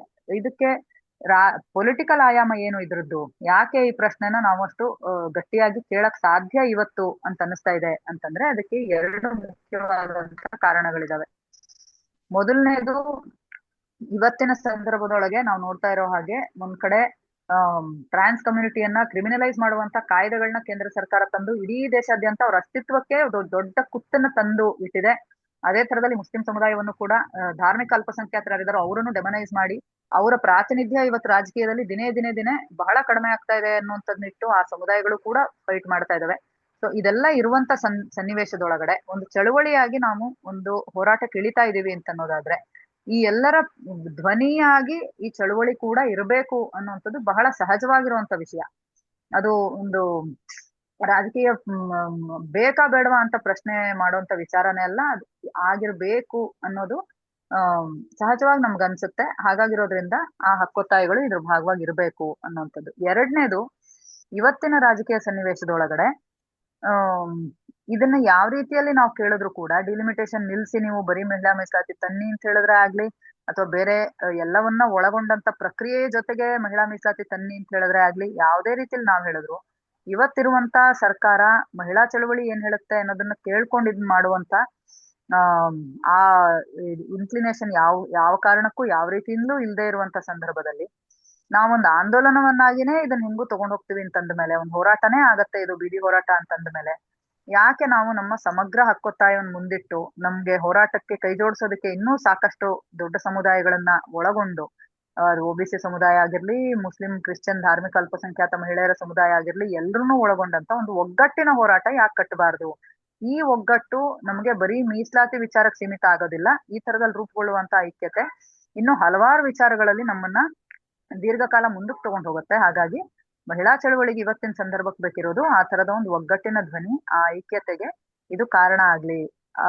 ಇವತ್ತು ಒಂದ್ ವೇಳೆ ಇಲ್ಲ ಇದ್ರಲ್ಲಿ UPA ಸರ್ಕಾರ ಇದೆ, ಇದ್ರಲ್ಲಿ ಮಹಿಳಾ ಚಳವಳಿ ಹೇಳಿದ ತಕ್ಷಣ ಅದನ್ನ ಜಾರಿ ಮಾಡುವಂತ ಇದೆ, ಅಥವಾ ಇನ್ಯಾರೋ ಇದಾರೆ, ಅಥವಾ ಲೆಫ್ಟ್ ಪಾರ್ಟೀಸ್ ಎಲ್ಲ ಸೇರಿರುವಂತ ಅಲಯನ್ಸ್ ಗವರ್ಮೆಂಟ್ ನಡೆಸ್ತಾ ಇದೆ, ಅಲ್ಲಿ ಜಾರಿ ಆಗೇ ಬಿಡುತ್ತೆ ಅನ್ನೋಂತ ಸಂದರ್ಭ ಇದ್ದಿದ್ರೆ, ನಾವೇನ್ ಕೇಳ್ತೀವೋ ಅದೇ ಜಾರಿ ಆಗತ್ತೆ ಅನ್ನೋ ಸಂದರ್ಭ ಇದ್ದಿದ್ರೆ, ಆಗ ತಡವಿಲ್ಲದೆ ಇದು ಜಾರಿ ಆಗೋದಕ್ಕೆ ಏನ್ ಬೇಕೋ ಅದನ್ನ ನಾವು ಕೇಳೋಣ. ಅದನ್ನ ಹೆಂಗ್ ಕೇಳೋಣ, ಉಳಿದಿದ್ದನ್ನು ನಾವು ಇನ್ನೊಂದಷ್ಟು ದಿವಸಗಳಲ್ಲಿ ಉಳಿದಿದ್ದನ್ನು ಜಾರಿ ಮಾಡ್ಕೊಳ್ಳೋಣ ಅಂತ ಯೋಚನೆ ಮಾಡುವಂತ ಸಾಧ್ಯತೆ ಇರ್ತಿತ್ತು. Given the political situation today, ಇವತ್ತಿನ ಸನ್ನಿವೇಶದಲ್ಲಿ ನಾವು ಇದೊಂದು ಪೊಲಿಟಿಕಲ್ ಪ್ರೊಪಗಾಂಡಾ ಆಗಿನೇ ಮುಖ್ಯವಾಗಿ ಮುಂದುವರಿಯುತ್ತಾದ್ರಿಂದ ನಾವ್ ಇದನ್ನ ಪರಿಗಣಿಸ್ಲೇಬೇಕು ಅನ್ನುವಂತ ವಿಚಾರಗಳನ್ನು ಕೂಡ ವಕೀಲರು ಇವತ್ ನಮ್ಗೆ ಗಮನಕ್ಕೆ ತಂದಿದ್ದಾರೆ. ಸೊ ಇದಿಷ್ಟನ್ನ ಇಟ್ಕೊಂಡು ಇವತ್ ನಡೆದಂತ ಸಭೆಯಲ್ಲಿ ಎಲ್ರಿಗೂ ಅನ್ಸಿರೋದೇನು ಅಂತಂದ್ರೆ, ನ್ಯಾಷನಲ್ ತಂಡದೊಳಗೂ ಕೂಡ ಇದನ್ನ ಪ್ಯಾರಲಲ್ ಆಗಿರುವಂತ ಆದ್ರೆ ಜೊತೆಗೆ ಸಾಗುವಂತ ಎರಡು ಒಂದೇ ಬ್ಯಾನರ್ ಕೆಳಗ್ ನಡೆಯೋ ಎರಡು ಕ್ಯಾಂಪೇನ್ ಆಗಿ ಮುಂದಕ್ಕೆ ತಗೊಂಡು ಹೋಗೋಣ ಅನ್ನುವಂಥದ್ದು national coalition for women's reservation ಏನು ತಂಡ ರೂಪುಗೊಂಡಿತ್ತು ಅದ್ರೊಳಗಡೆ ನಿರ್ಧಾರ ಆಗಿದೆ. ಅದರ ಮುಂದಾಳತ್ವ ವಹಿಸ್ಕೊಂಡಿರುವಂತ ಶಬ್ನಮ್ ಅಶ್ಮಿ ಅವರು, ಆನ್ನಿ ರಾಜಾ ಅವರು ಮೊದಲಾದಂಥವ್ರು ಅದ್ರೊಳಗಡೆ ಈ ಚರ್ಚೆಯನ್ನ ಮುಂದಿಟ್ಟು ಈ ವಿಚಾರದಲ್ಲಿ ಒಪ್ಪಿಗೆ ಬರದೇ ಇರುವಂತ ಸಂದರ್ಭದಲ್ಲಿ ಅಮೂಲ್ಯವಾಗಿರುವಂತ ಸಮಯವನ್ನ ಬರೀ ಚರ್ಚೆಯಲ್ಲಿ ಕಳ್ಕೊಳ್ಳೋದು ಬೇಡ, ಪರಸ್ಪರ ಹಕ್ಕೊತ್ತಾಯಗಳನ್ನ ಎಲ್ರೂ ಗೌರವಿಸ್ತಾ ಇದೀವಿ. ಹಾಗಾಗಿ ವಿತ್ ಮ್ಯೂಚುವಲ್ ರೆಸ್ಪೆಕ್ಟ್ ಒಂದೇ ಬ್ಯಾನರ್ ಕೆಳಗಡೆ ಎರಡು ಕ್ಯಾಂಪೇನ್ ವಿತ್ 2 ಡಿಮ್ಯಾಂಡ್ಸ್ 2 ಅಪ್ರೋಚಸ್ ನಡಿಬಹುದು, ಅದ್ ನಡಿಬಾರದು ಅಂತೇನಿಲ್ಲ. ಹಾಗಾಗಿ ಆ ರೀತಿಯಲ್ಲಿ ನಾವ್ ಇದನ್ನ ಮುಂದಕ್ಕೆ ತಗೊಂಡು ಹೋಗೋಣ ಅನ್ನುವಂತ ಸಲಹೆಯನ್ನು ಮುಂದಿಟ್ಟಿದ್ದಾರೆ. ಅದು ಹೆಚ್ಚಿನವರಿಗೆ, ಆ ತಂಡದಲ್ಲಿರುವಂತ ಹೆಚ್ಚಿನವರಿಗೆ ಒಪ್ಪಿಗೆ ಆಗಿದೆ. ನಾವುಗಳು ಅದಕ್ಕೂ ಕೂಡ ಕೆಲವು ವಿಷಯಗಳನ್ನ ಮುಂದಿಟ್ವಿ. ಅಂದ್ರೆ ಯಾಕೆ ನಾವು ಒಂದನ್ ಮಾತ್ರ ಏದರ್ ಆರ್ ಅಂತ ಮಾಡಬಾರ್ದು, ಇದನ್ ಮಾಡೋರು ಇದನ್ ಮಾಡಿ, ಅದನ್ ಮಾಡೋರು ಅದನ್ ಮಾಡಿ ಅನ್ನೋದಲ್ಲ ಪ್ರಶ್ನೆ ಅನ್ನೋಂಥದ್ನ ಕೆಲವೊಂದು ಮುಂದಿಟ್ವಿ. ಆದ್ರೂ ಬಹುಶಃ ಪ್ರಾಕ್ಟಿಕಲ್ ಅಪ್ರೋಚ್ ಅದೇ ಅಂತ ಅದ್ರ ಮುಂದಾಳತ್ವ ವಹಿಸಿದವ್ರಿಗೆ ಅನ್ಸಿರೋದ್ರಿಂದ ನಾವೀಗ ಅಲ್ಲಿಗೆ ಅದನ್ನ ಒಪ್ಕೊಳ್ಬೇಕಾಗಿರುವಂತ ಇದ್ರಲ್ಲಿ ಇದೀವಿ. ಆಗಿರೋದ್ರಿಂದ ಕರ್ನಾಟಕದೊಳಗಡೆ ನಮ್ಗೆಲ್ರಿಗೂ ಅನ್ನಿಸ್ತಾ ಇರುವಂತದ್ದು, ನಮ್ಮ ನಿಲುವು ಸರ್ಕಾರ ಇವತ್ತು ಮಹಿಳೆಯರಿಗೆ ತುರ್ತಾಗಿ ಮೀಸಲಾತಿ ಕೊಡ್ಲೇಬೇಕು ಖಡಾಖಂಡಿತವಾಗಿ, ಅದ್ರಲ್ಲಿ ಎರಡನೇ ಮಾತಿಲ್ಲ. ಮತ್ತು ಮಹಿಳೆಯರನ್ನ ದಕ್ಷಿಣದ ರಾಜ್ಯಗಳನ್ನ ಹೊಡೆದಾಡಿಸುವಂತ ಕೆಲಸ ಮಾಡ್ಲೇಬಾರ್ದು, ಡಿಲಿಮಿಟೇಷನ್ ಅನ್ನ ಖಡಾಖಂಡಿತವಾಗಿ ಇದರಿಂದ ಪ್ರತ್ಯೇಕಗೊಳಿಸ್ಬೇಕು. ಮತ್ತು ಮೂರನೇದಾಗಿ ಈ 33% ಮಹಿಳೆಯರು ಯಾರಾಗಿರ್ತಾರೆ ಅನ್ನುವಂಥದ್ದನ್ನು ಕೂಡ ಒಂದು ಪ್ರಕ್ರಿಯೆಯ ಮೂಲಕ 73-74 ಅಮೆಂಡ್ಮೆಂಟ್ 73-74 ಏನಿದೆಯೋ ಸಂವಿಧಾನಕ್ಕೆ, ಅದರೊಳಗಡೆ ಈಗಾಗ್ಲೇ ಒಂದು ಸಣ್ಣ ಮಾದರಿ ಅದ್ರೊಳಗಡೆ ಇದೆ. OBC ರಿಸರ್ವೇಶನ್ ನ ಹೇಗ್ ಇಂಪ್ಲಿಮೆಂಟ್ ಮಾಡ್ಲಿಕ್ಕೆ ಸಾಧ್ಯ ಮಹಿಳಾ ಮೀಸಲಾತಿ ಒಳಗಡೆ ಅನ್ನೋದಕ್ಕೆ ಒಂದು ಸಣ್ಣ ಮಾದರಿಯನ್ನ ಅದ್ರೊಳಗಡೆ ನಾವು ನೋಡಬಹುದಾಗಿರೋದ್ರಿಂದ ಅದನ್ನೇ ಇನ್ನೊಂದಷ್ಟು ಇಂಪ್ರೂವೈಸ್ ಮಾಡಿ ಇನ್ನಿತರ ಸಮುದಾಯಗಳಿಗೂ ಅದನ್ನ ಒಳಗೊಳಿಸುವಂತ ಪ್ರಯತ್ನ ಮಾಡೋದಕ್ಕೆ ಅವಕಾಶ ಇದೆ ಅನ್ನುವಂತ ಎಲ್ಲಾ ಅಂಶಗಳನ್ನ ಮುಂದಿಟ್ಟು ನಾವು ಈ ಆಂದೋಲನನ ಈ ತರದಲ್ಲೇನೆ ಒಂದು ಇನ್ಕ್ಲೂಸಿವ್ ಆಗಿರುವಂತ ರೀತಿಯಲ್ಲೇನೆ ಮುಂದಕ್ಕೆ ತಗೊಂಡು ಹೋಗ್ಬೇಕು ಅನ್ನುವಂಥದ್ದು. ನಾವೆದ್ದು ನಿಲ್ಲದಿದ್ದರೆ ವತಿಯಿಂದ ಇವತ್ತು ಅಡ್ವೊಕೇಟ್ ಮೈತ್ರೇಯಿ ಮತ್ತು ವಿನಯ್ ಮತ್ತು ಅರವಿಂದ್ ಅವ್ರ ಜೊತೆ ನಡೆದಂತ ಚರ್ಚೆಯಲ್ಲಿ ಹೊರಬಂದಿರುವಂತ ಅಭಿಪ್ರಾಯ. ಸೊ ಇದ್ರ ಬಗ್ಗೆ ಇನ್ನಷ್ಟು ಗುಂಪುಗಳಲ್ಲಿ ಚರ್ಚೆ ಆಗ್ಬೇಕು. ಜೊತೆಗೆ ನಿಮ್ಮಂತ ಎಲ್ಲ ಸಮಾನ ಮನಸ್ಕ ಸ್ನೇಹಿತರು ಮತ್ತು ಒಡನಾಡಿಗಳ ಜೊತೆಲಿ ಚರ್ಚೆ ಆಗ್ಬೇಕು ಮತ್ತು ಇದು ಒಂದು ಆಂದೋಲನವಾಗಿ ಮುಂದೆ ಹೋಗ್ಬೇಕು. ಮತ್ತು ಇದೇ ಸಂದರ್ಭದೊಳಗಡೆ ಇಷ್ಟೆಲ್ಲ ಆಗಿ ಮಹಿಳಾ ಮೀಸಲಾತಿ ಮಸೂದೆ ಜಾರಿ ಆಯ್ತು ಅಂದ್ರೂ ಕೂಡ ಮಹಿಳೆಯರೇ ವೋಟ್ ಹಾಕಕ್ ಆಗದೆ ಇರುವಂತ ಪರಿಸ್ಥಿತಿನೂ ಬರ್ತಾ ಇರೋದನ್ನ ನಾವು ನೋಡ್ತಾ ಇದೀವಿ. SIR ಬಂದಿದೆ ಮತ್ತು ಎಲ್ಲಾ ರಾಜ್ಯಗಳ ನಮ್ಗೆ ಉದಾಹರಣೆಗಳು ಏನ್ ಹೇಳ್ತವೆ ಅಂದ್ರೆ ಮಹಿಳೆಯರು ದೊಡ್ಡ ಸಂಖ್ಯೆಯಲ್ಲಿ ಹೊಡೆತ ತಿಂತಾರೆ. ವಿಶೇಷವಾಗಿ ಮಾರ್ಜಿನಲೈಸ್ಡ್ ಮಹಿಳೆಯರು ಡಿಸ್ಪ್ರಪೋರ್ಷನೇಟ್ ಆಗಿ ಡಿಲೀಟ್ ಆಗಿದ್ದಾರೆ ವೋಟರ್ ಲಿಸ್ಟ್ ಇಂದ ಅನ್ನೋದನ್ನ ಎಲ್ಲಾ ರಾಜ್ಯದ ಅನುಭವಗಳು ತೋರಿಸ್ತಿರುವಾಗ ಮಹಿಳಾ ಮೀಸಲಾತಿ ಬಂದ್ರೂ ವೋಟ್ ಹಾಕೋದಕ್ ಬೇಕಿರೋ ಮಹಿಳೆಯರೆಲ್ಲಿದ್ದಾರೆ ಅನ್ನೋ ಒಂದು ಬಹಳ ದೊಡ್ಡ ಕ್ವಶನ್ ಮಾರ್ಕ್ ನಮ್ಮ ಮುಂದೆ ಏಳುವಂತ ಸಾಧ್ಯತೆ ಇದೆ ಮುಂದಿನ ಒಂದೆರಡು ತಿಂಗಳಲ್ಲಿ. ಹಾಗಾಗಿ ಮಹಿಳೆಯರಾಗಿ ನಾವು ಅದರ ವಿರುದ್ಧ ಕೂಡ ಹೋರಾಟ ಕಟ್ಟಬೇಕಾದಂತ ಮತ್ತು ಎಲ್ಲ ಸಾಮಾಜಿಕ ಚಳುವಳಿಗಳು ಈ ವಿಚಾರನ ಎತ್ಕೊಳ್ಬೇಕಾದಂತ ದೊಡ್ಡ ಇದ್ರಲ್ಲೂ ಇದೀವಿ. ಎಲ್ರು ಈಗಾಗ್ಲೇ ನಾವೆಲ್ಲರೂ ಅದ್ರಲ್ಲಿ ಕೆಲಸನೂ ಮಾಡ್ತಾ ಇದೀವಿ. ಸೊ ಈ ಎಲ್ಲ ತರದ ಸವಾಲುಗಳ ಎದುರುಗಡೆ ಎಷ್ಟು ಸಾಧ್ಯನೋ ಅಷ್ಟು ಎಲ್ರನ್ನೂ ಒಳಗೊಳ್ತಾ ಒಗ್ಗಟ್ಟಾಗಿ ಮುಂದುವರಿಯುವಂತ ಪ್ರಯತ್ನ ಮಾಡೋಣ ಅನ್ನೋ ಒಂದು ಆಶಯದ ಜೊತೆಗೆ ಇಲ್ಲಿ ವಿಚಾರಗಳು ನಿಮ್ ಜೊತೆ ಹಂಚ್ಕೊಳ್ಳೋದಕ್ಕೆ ಅವಕಾಶ ಕೊಟ್ಟಿದ್ದಕ್ಕೆ ಥ್ಯಾಂಕ್ಸ್. ನಮಸ್ಕಾರ.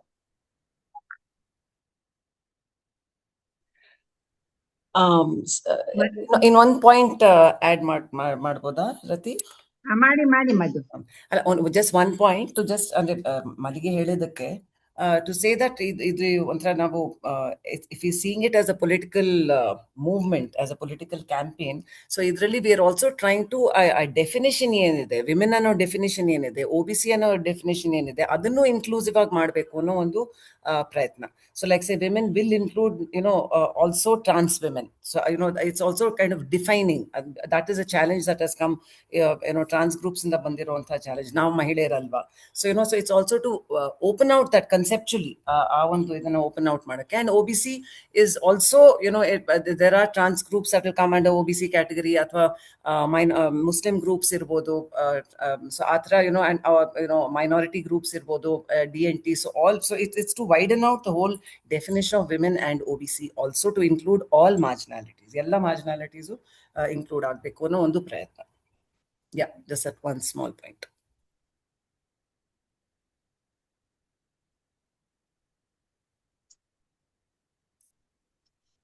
ಥ್ಯಾಂಕ್ಸ್ ಮಧು ಮತ್ತೆ ಮಲ್ಲಿಗೆ ಅವರೇ. ನಾವು I think will start the discussion. Open ಆಗಿದೆ ನಮ್ದು, ಕ್ವೆಶನ್ಸ್ ಕೇಳ್ಬೋದು. ಯಾಕಂದ್ರೆ ಇದು ಅಂದ್ರೆ ಈಗ ಫೆಮಿನಿಸ್ಟ್ ಡಿಸ್ಕೋರ್ಸ್ ನಾವು ಯಾಕಿಂದ ಮಹಿಳಾ ಇದ್ರೊಳಗೆ ಯಾಕಂದ್ರೆ ಹಾಕಿದ್ವಿ, ತುಂಬಾನೇ ನಮ್ಗೆ ಆತಂಕ ಆಗಿತ್ತು ಬಿಗಿನಿಂಗ್ ಅಲ್ಲಿ. ಅದನ್ನ ಈಗ ತುಂಬಾ ಚೆನ್ನಾಗಿ ಇಬ್ರು ಅದನ್ನ ಪ್ರೆಸೆಂಟ್ ಮಾಡಿದ್ದಾರೆ. ತುಂಬಾ ಕೆಲಸಗಳು ಬಾಕಿ ಇದೆ ಅಲ್ಲಿ. ಅವರು ಫಸ್ಟ್ ಆಫ್ ಆಲ್ ಅದನ್ನ ಪಾಸ್ ಮಾಡ್ತಾರಾ ಅಂತ ನಮ್ಗೆ ಒಂದು ಆತಂಕ ಖಂಡಿತ ಇದೆ, ಡೌಟ್ ಬೇರೆ ಇದೆ ನಮ್ಗೆ. ಹಾಗಾಗಿ ನಾವು ಆದಷ್ಟು ಗಟ್ಟಿಯಾಗಿ ಇದನ್ನ ವಾಯ್ಸ್ ಮಾಡಕ್ಕೆ ಪ್ರಯತ್ನ ಪಡ್ತಾ ಇದ್ದೀವಿ. ಸಿಗ್ನೇಚರ್ ಕ್ಯಾಂಪೇನ್ಸ್ ನಡೀತಾ ಇದೆ, ಎಲ್ಲ ನಡೀತಾ ಇದೆ. ಸೊ ಈಗ ನಾವು ಡಿಸ್ಕಸ್ ಮಾಡ್ಬೋದು ಈಗ ನಮ್ಮ ಮುಂದಿರೋ ಸವಾಲ್ಗಳು ಏನು ಅಂತ. ಇದನ್ನ ನಾ ತುಂಬಾ ಇದೆ ಯಾಕೆ ಹೇಳ್ಬೇಕು ಅಂದ್ರೆ, ನಾನು 1980s ನಲ್ಲಿ ಸುಮಾರು ಪ್ರೊಟೆಸ್ಟ್ ಗ್ರೂಪ್ ಮಾಡ್ತಾ ಇದ್ವಿ. ಆಗ ದಲಿತರದ್ದು ಪ್ರೊಟೆಸ್ಟ್ ನಡೀತಾ ಇತ್ತು, ಬೇಕಷ್ಟು ಪ್ರೊಟೆಸ್ಟ್ಗಳು ನಡೀತಾ ಇತ್ತು, ಬೇಕಷ್ಟು ನಾವು ಡಿಮಾಂಡ್ ಮಾಡ್ತಾ ಇದ್ವಿ. ನಾನ್ ನೋಡಿದಂಗೆ ಎಲ್ಲಾ ಡಿಮಾಂಡ್ಗಳಿಗೆ ನಾವು ಮಹಿಳೆಯರ ಆಕ್ಟಿವಿಸ್ಟ್ಗಳು ಹೋಗ್ತಾ ಇದ್ವಿ. ಆದ್ರೆ ಯಾವಾಗ ನಾವು ನಮ್ಮ ಡಿಮಾಂಡ್ ಮಹಿಳೆಯದ ಏನಾದ್ರು ಒಂದು ಡಿಮಾಂಡ್ ಇಟ್ಬಿಟ್ರೆ ಅಲ್ಲಿ ಯಾವ ಗಂಡಸು ಇರ್ತಿರ್ಲಿಲ್ಲ. ಅದೇ ಸಿಚುವೇಶನ್ ನಾವು ಮಹಿಳೆಯರೊಳಗೆ ಬರಬಾರ್ದು. ನಮ್ಮ ಒಂದು ಮಹಿಳಾ ಕೂಟದೊಳಗೆ ಆಸ್ ಎ ಫೆಮಿನಿಸ್ಟ್ ನಾವು ತುಂಬಾ ಸೆನ್ಸಿಟಿವ್ ಆಗಿ ನೋಡ್ಕೋಬೇಕಾಗತ್ತೆ. ಯಾಕಂದ್ರೆ ಅವ್ರು ಹೇಳಿದ್ರು ಬರೀ ಡಿಲಿಮಿಟೇಷನ್ ಮತ್ತೆ ಸೆನ್ಸಸ್ ತೆಗ್ದ್ಬಿಟ್ಟು ಬರೀ 33% ಅಂತ ಹೇಳಿದ್ರೆ, ನಾವು ಒಳಗೊಳ್ಳುವಿಕೆನ ನಾವು ಅಲ್ಲಿ ಹೇಳದೇ ಇದ್ರೆ ಅದನ್ನ ಯಾವತ್ತೂ ಅಲ್ಲಿ ಅದನ್ನ ಸೇರ್ಸಲ್ಲ. ಯಾಕಂದ್ರೆ ನಾ ಹೇಳಿದಂಗೆ ಹೇಮಾ ಮಾಲಿನಿ ಬಂದ್ರೆ ಏನಾದ್ರು ಮಾಡಿದ್ರೆ ಅಷ್ಟೇ ಅಲ್ಲಿ ಸೇರ್ಕೊಳ್ತಾರೆ ಹೊರತು ನಮ್ಮ ಜನಗಳ ಮಧ್ಯೆ ಇರುವ ಒಂದು ಬಡವರ ಒಂದು ಧ್ವನಿ ಅಲ್ಲಿ ಬರೋದಿಲ್ಲ. ಅದ್ರ ಬಗ್ಗೆ ಅಕ್ಕಯ್ಯ ಅಂತೂ ತುಂಬಾನೇ ಕೋಪ ಮಾಡ್ಕೊಂಡ್ಬಿಟ್ರು. ಅವ್ರಲ್ಲಿ ಇಲ್ಲ, ಟ್ರಾನ್ಸ್ ವಿಮೆನ್ ಅನ್ನು ಸೇರ್ಸ್ಕೊಳ್ದೇ ಇದ್ರೆ ನಾವು ನಮ್ಮ ಡಿಮಾಂಡ್ ಸೇರ್ಸ್ಕೊಳ್ಳೋದ್ರೆ ನಾವು ಹೇಗೆ ನಾವು ಮುಂದುವರ್ಸ್ಕೊಂಡು ಹೋಗ್ತೀರಾ ನೀವು, ನಾವು ನೋಡ್ತೀವಿ, we are going to get out of the system ಅಂತ ಹೇಳ್ಕೊಂಡಿದ್ರು. ದಿಸ್ ಇಸ್ ವೆರಿ ವೆರಿ ಆತಂಕ. ಈ ಆತಂಕ ನಾವು ಅರ್ಥ ಮಾಡ್ಕೊಂಡ ಕಾರಣ ನಮಗೆ ಇಲ್ಲಿರುವ ತುಂಬಾ ಸೂಕ್ಷ್ಮಗಳು ನಮ್ಗೆ ಇವತ್ತು ಅರ್ಥ ಆಗ್ತದೆ. ಯಾಕಂದ್ರೆ ಅಡ್ವೊಕೇಟ್ಸ್ ಹೇಳ್ತಾ ಇದ್ರೆ ಎಲ್ಲದಕ್ಕೂ ಪಾಸ್ ಆಗ್ಬೇಕಾದ್ರೆ ಎಲ್ಲ OBC ರಿಸರ್ವೇಶನ್ ಆಗಿರ್ಲಿ, ಇದೊಂದು ಆ ಎರಡನ್ನ ಸೇರ್ಸ್ಕೊಂಡ್ರೆ ಡಿಲಿಮಿಟೇಷನ್ ಸೆನ್ಸಸ್ ಅನ್ನ ತೆಗಿಬೇಕಾದ್ರೂ ಕೂಡ ಅವ್ರದ್ದು have to go to the ಇದು ಪಾರ್ಲಿಮೆಂಟ್ ಅಂತ ಹೇಳ್ತಾ ಇದ್ದಾರೆ. ಅದನ್ನ ಬೇರೆ ತರ ಮಾಡ್ಬೇಕಾಗತ್ತೆ ಅಂತ ಹೇಳಿ ಇದು ಮಾಡ್ಬೇಕಾದ್ರೆ. So I think this is very very crucial. ನಾವು ಒಟ್ಟಾಗಿ ಹೇಗೆ ಮುಂದುವರಿಸ್ಕೋಬೇಕು ಅಂತ ಇಟ್ಸ್ ಡಿಸ್ಕಷನ್ ಮಾಡ್ಬೋದು. ಎಲ್ರು ಕೂಡ ಕ್ವಶನ್ಸ್ ಕೇಳ್ಬೋದು. ಮೇಡಮ್ ನಮಸ್ತೆ ಮೇಡಮ್. ನಮಸ್ಕಾರ ಮೇಡಮ್, ಇದು ನೀವ್ ಹೇಳಿದ್ರಲ್ಲ, ಇದು ಈಗ ಪಾರ್ಲಿಮೆಂಟ್ ಅಲ್ಲಿ ಬಿಲ್ ಪಾಸ್ ಆಗ್ಬೋದು. ಯಾಕೆ ಪಾಸ್ ಆಗುತ್ತೆ? ಯಾಕೆ ಅಂತ ಹೇಳಿದ್ರೆ ಅವ್ರಿಗೆ ಇದ್ರಲ್ಲಿ ರಾಜ್ಯಸಭೆನಲ್ಲೂ ಅವ್ರಿಗೆ ಮೆಜಾರಿಟಿ ಇದೆ, ಬಿಲ್ ಪಾಸ್ ಆಗ್ಬೋದು. ಇದು ಬಿಲ್ ಪಾಸ್ ಆದ್ರೆ ಬಿಜೆಪಿ ಒಂದು ಅಡ್ವಾಂಟೇಜ್ ತಗೊಳುತ್ತಾ ಮೇಡಮ್ ಇದು? ಯಾಕೆ ಅಂತ ಹೇಳಿದ್ರೆ ನಾವ್ ಇಷ್ಟು ವರ್ಷ ಇಲ್ದೇ ಇರೋದು, ನಾವು ಮಹಿಳಾ ಮೀಸಲಾತಿನ ನಾವು ಮಾಡಿದ್ವಿ ಅನ್ನೋ ತರ ಅವ್ರೇನಾದ್ರು ನೆಕ್ಸ್ಟ್ ಎಲೆಕ್ಷನ್ಗೆ ಇದೊಂಥರ ಪ್ಲಸ್ ಪಾಯಿಂಟ್ ಆಗುತ್ತಾ ಮೇಡಮ್? ಅಂತ ಹೇಳ್ಬೋದಾ ಇದಕ್ಕೆ? ಹಾ, ಮಾತಾಡಿ. ಸರ್, ಆಗ್ಲೇ ಅವ್ರು ಅವ್ರ ಎಲೆಕ್ಷನ್ ಇದನ್ನ ಮಾಡ್ಕೊಂಡಿದ್ದಾರೆ. ನಿಮ್ಗೆ ಆಗ್ಲೇ ಗೊತ್ತಿದೆ, 2023 ಆಕ್ಟ್ ಆಗ್ಲೇ ಅವ್ರು ಬಿಲ್ ಪಾಸ್ ಮಾಡಿ ಆಕ್ಟ್ ಮಾಡ್ಬಿಟ್ಟಿದ್ದಾರೆ ಈಗಾಗ್ಲೇ. ಈಗ ಅವ್ರು ಮಾಡ್ತಾ ಇರುವಂತದ್ ಪ್ರಯತ್ನ, ಇದನ್ನ ಇನ್ನೊಂದು ಸೆನ್ಸಸ್ ನಡೆಸಿ ಜಾರಿ ಮಾಡ್ತೀವಿ ಅಂತ ಹೇಳಿದ್ರು 2023 ಸಾಂವಿಧಾನಿಕ ತಿದ್ದುಪಡಿ ಮಾಡಿದಾಗ.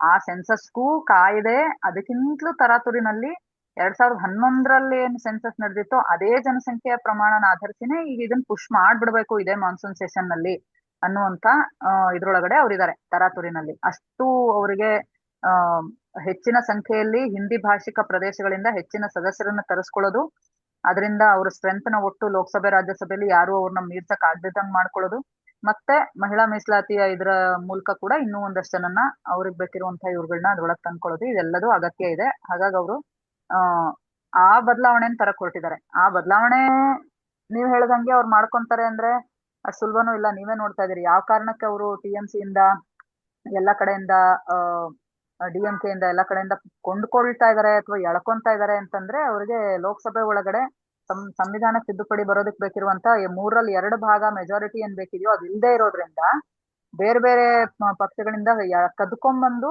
ಆ ಮೆಜಾರಿಟಿನ ಗಳಿಸ್ಕೊಂಡು ಇವ್ರ ಕಡೆ ಓಟ್ ಹಾಕ್ಸ್ಕೊಳ್ಳೋದಕ್ಕೆ ಅವ್ರನ್ನ ಕೂಡಿಟ್ಟು ಅವ್ರು ಬಂದು ಇವ್ರಿಗೇನೆ ಓಟ್ ಹಾಕ್ಬೇಕು ಆ ದಿವಸ, ಆ ತರದಲ್ಲಿ ಮಾಡುವಂತ ಪ್ರಯತ್ನ ಮಾಡ್ತಾ ಇದಾರೆ. ಸಂವಿಧಾನ ತಿದ್ದುಪಡಿಗೆ ಅವ್ರಿಗೆ ಬೇಕಿರೋ 2/3 ಮೆಜಾರಿಟಿ ಇಲ್ದಿರೋದ್ರಿಂದ ಅದು ಆಗೇ ಆಗತ್ತೆ ಅಂತ ಹೇಳಕ್ಕಾಗಲ್ಲ. ಆದ್ರೆ ಅವರು ಎಲ್ಲಾ ತಂತ್ರ ಕುತಂತ್ರಗಳನ್ನ ಇದಕ್ಕೋಸ್ಕರ ಮಾಡ್ತಾ ಇದಾರೆ.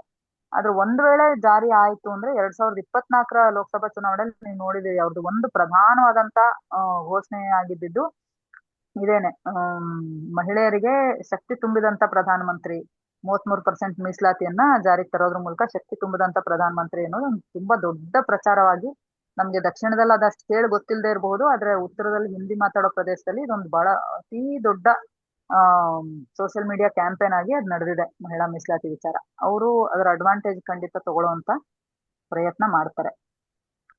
ಮಧು ಅವ್ರೇನಾರು ಸೇರ್ಸೋದಿದ್ರೆ ದಯವಿಟ್ಟು ಸೇರಿಸಿ ಮಧು ಅಥವಾ ರಫಿ ಅಂತ. Okay, thank you madam. Thank you sir.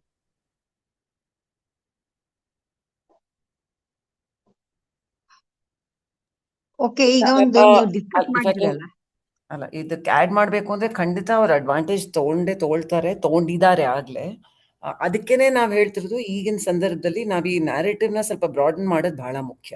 Because ಇದೇನ್ ಇನ್ಕ್ಲೂಷನ್ ಏನಿದೆ ಅದನ್ನ ನಾವು ಮುಂದೆ ಹಾಕೋದು ಬಹಳ ಮುಖ್ಯ. Because that is gonna be our political campaign. It is not ಬರೀ ಮೀಸಲಾತಿ ಬಂದ್ಬಿಡ್ತು ಅಂತ ಅಲ್ಲ, ಬಟ್ ಯಾರಿಗೆ ಬಂದಿದೆ ಅನ್ನೋದನ್ನ ಮುಂದೆ ತಗೊಂಡು ಹೋಗಕ್ಕೆ ನಮ್ಗೊಂದು ಬೇಸ್ ಆಗುತ್ತೆ.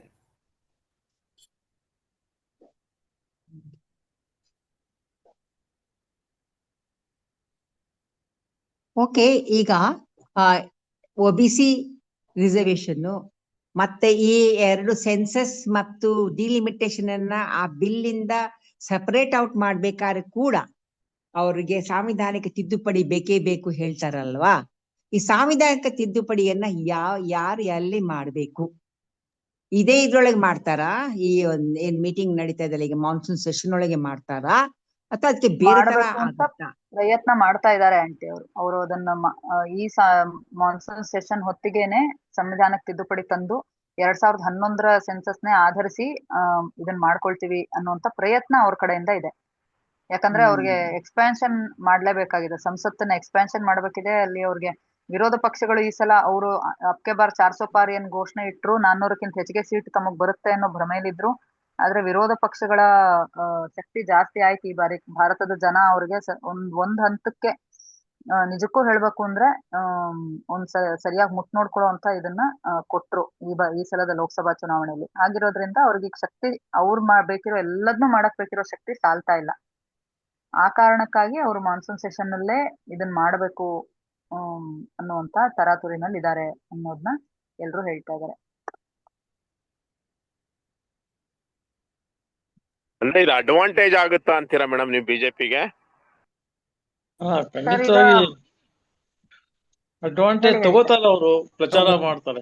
ಕರೆಕ್ಟ್, ಪ್ರಚಾರ ಮಾಡ್ತಾರೆ. ವಿ ಸ್ಟ್ಯಾಂಡ್ ಫಾರ್ ವುಮೆನ್, ಹರಿವಂದನ್ ಅಂತ ಬೇರೆ ಮಾಡಿದಾರಲ್ವಾ, we stand for Indian women ಅನ್ನೋ ಒಂದು ಪ್ರಾಪಗಾಂಡ ತರ ಮಾಡ್ಕೋತಾರೆ.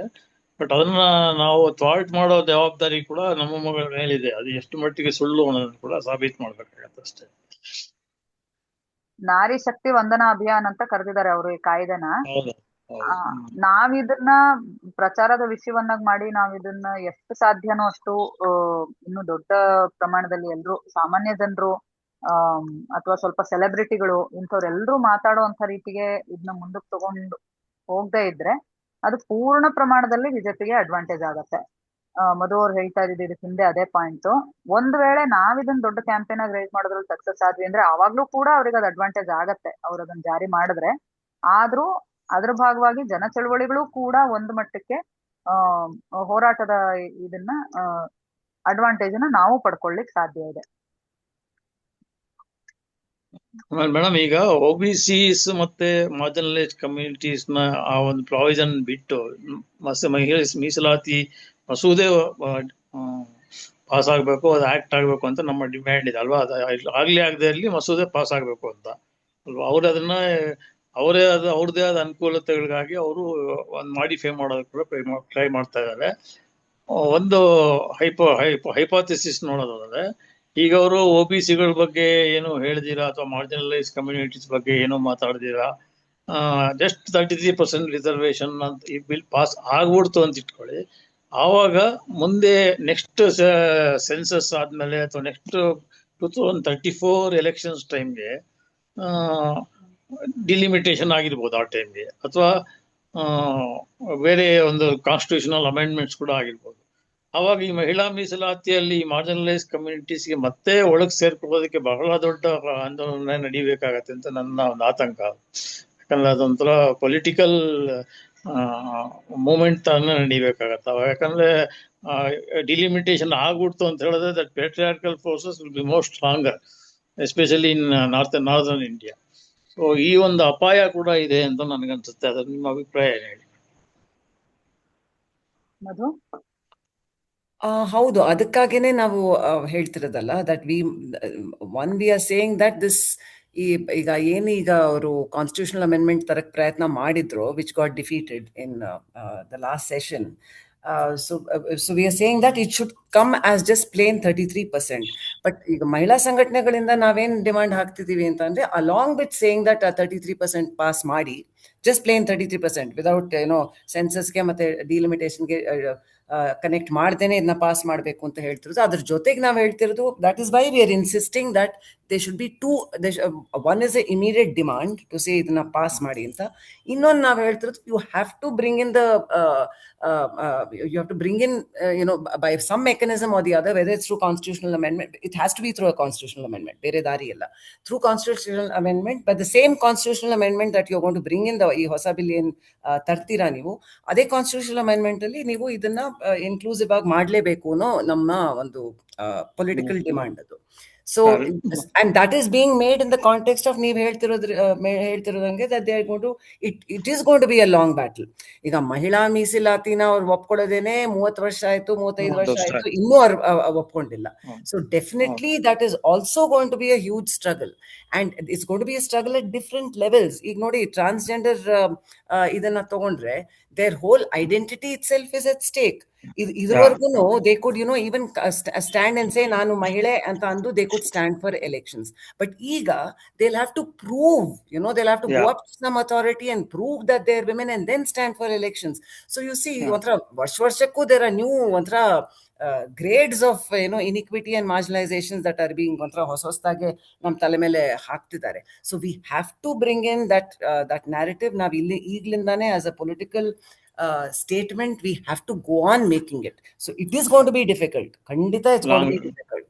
It's going to be long, it's going to be difficult, but we have to do it. ಈಗ 30 ವರ್ಷದಿಂದ ನಾವು ಮಹಿಳೆಯರು ಮಾಡ್ಕೊಂಡು ಬಂದಿದ್ದೀವಿ, and all of us have to, ನಾನು ಬರೀ ಮಹಿಳೆಯರು ಅಂತ ಹೇಳ್ತಿಲ್ಲ, but it is all our collective responsibility, I think, to look at all these things together. Rati ಹೇಳ್ದಂಗೆ we can no longer afford to look at only one issue in isolation of the other. ಅದ್ ನೋಡಕ್ ನಾವು ಆ luxury ಇಲ್ಲ ನಮ್ಗೆ. ನಾವು ಹಿಂದಿನ ಸಂದರ್ಭದಲ್ಲಿ we have to see the ಬೇರೆ ಈ ಕನೆಕ್ಷನ್ಸ್ ಏನಿದೆ ನಾವು ನೋಡ್ಲೇಬೇಕು. ಮಹಿಳೆಯರು have to look at other marginalities have to look at ಮಹಿಳೆಯರು.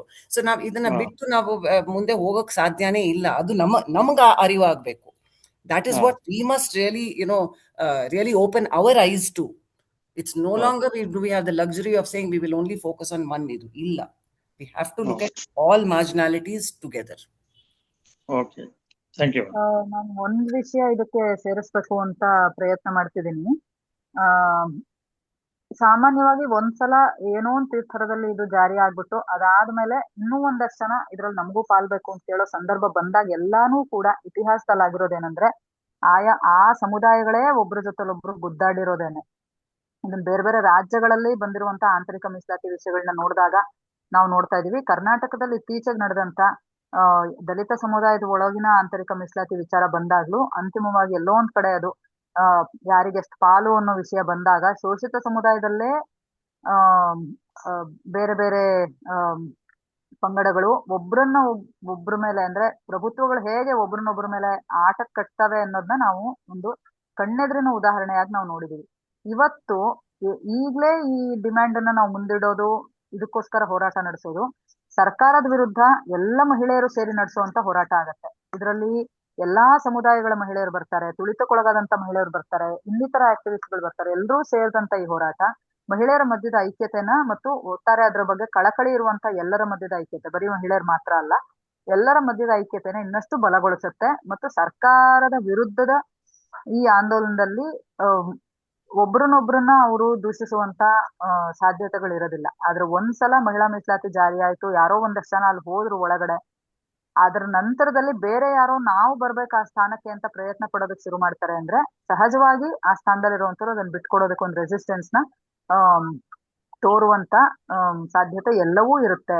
ಎಲ್ಲೋ ಒಂದ್ ಕಡೆ ಪುನಃ ಇದು ಮಹಿಳೆಯರನ್ನ ಎದುರಿಸಬೇಕಾಗಿರುವಂತ, ಒಬ್ರನ್ನೊಬ್ರನ್ನ ದ್ವೇಷಿಸ್ಬೇಕಾಗಿರುವಂತ ಸನ್ನಿವೇಶಕ್ಕೆ ನಮ್ಮನ್ನ ಕರ್ಕೊಂಡು ಹೋಗುತ್ತೆ ಅನ್ನೋ ಎಲ್ಲಾ ಸೂಚನೆಗಳು ನಮ್ಗೆ ಕಾಣಿಸಿದಾವೆ. ಹಾಗಿರೋದ್ರಿಂದ ಯಾವ ಕಾರಣಕ್ಕೂ ಅದಾಗಬಾರದು ಅಂದ್ರೂ ಕೂಡ ಮಹಿಳೆಯರೆಲ್ಲ ಒಗ್ಗಟ್ಟಾಗಿರ್ಬೇಕು ನಾವು ಮುಂದಿನ ದಿನಗಳಲ್ಲೂ, ಆಂದೋಲನದಲ್ಲೂ ಮತ್ತು ಆಡಳಿತದಲ್ಲೂ ಅಂತಂದ್ರೆ ಆಗ ಈಗ್ಲಿಂದಲೇ ಇದನ್ನ ಇನ್ಕ್ಲೂಸಿವ್ ಆಗಿ ಮಾಡುವಂಥದ್ದು ನಮ್ಗಿರುವಂತ ಏಕೈಕ ಮಾರ್ಗ ಅನ್ನೋದು ನಮ್ಮ understanding. Thank you. Thank you.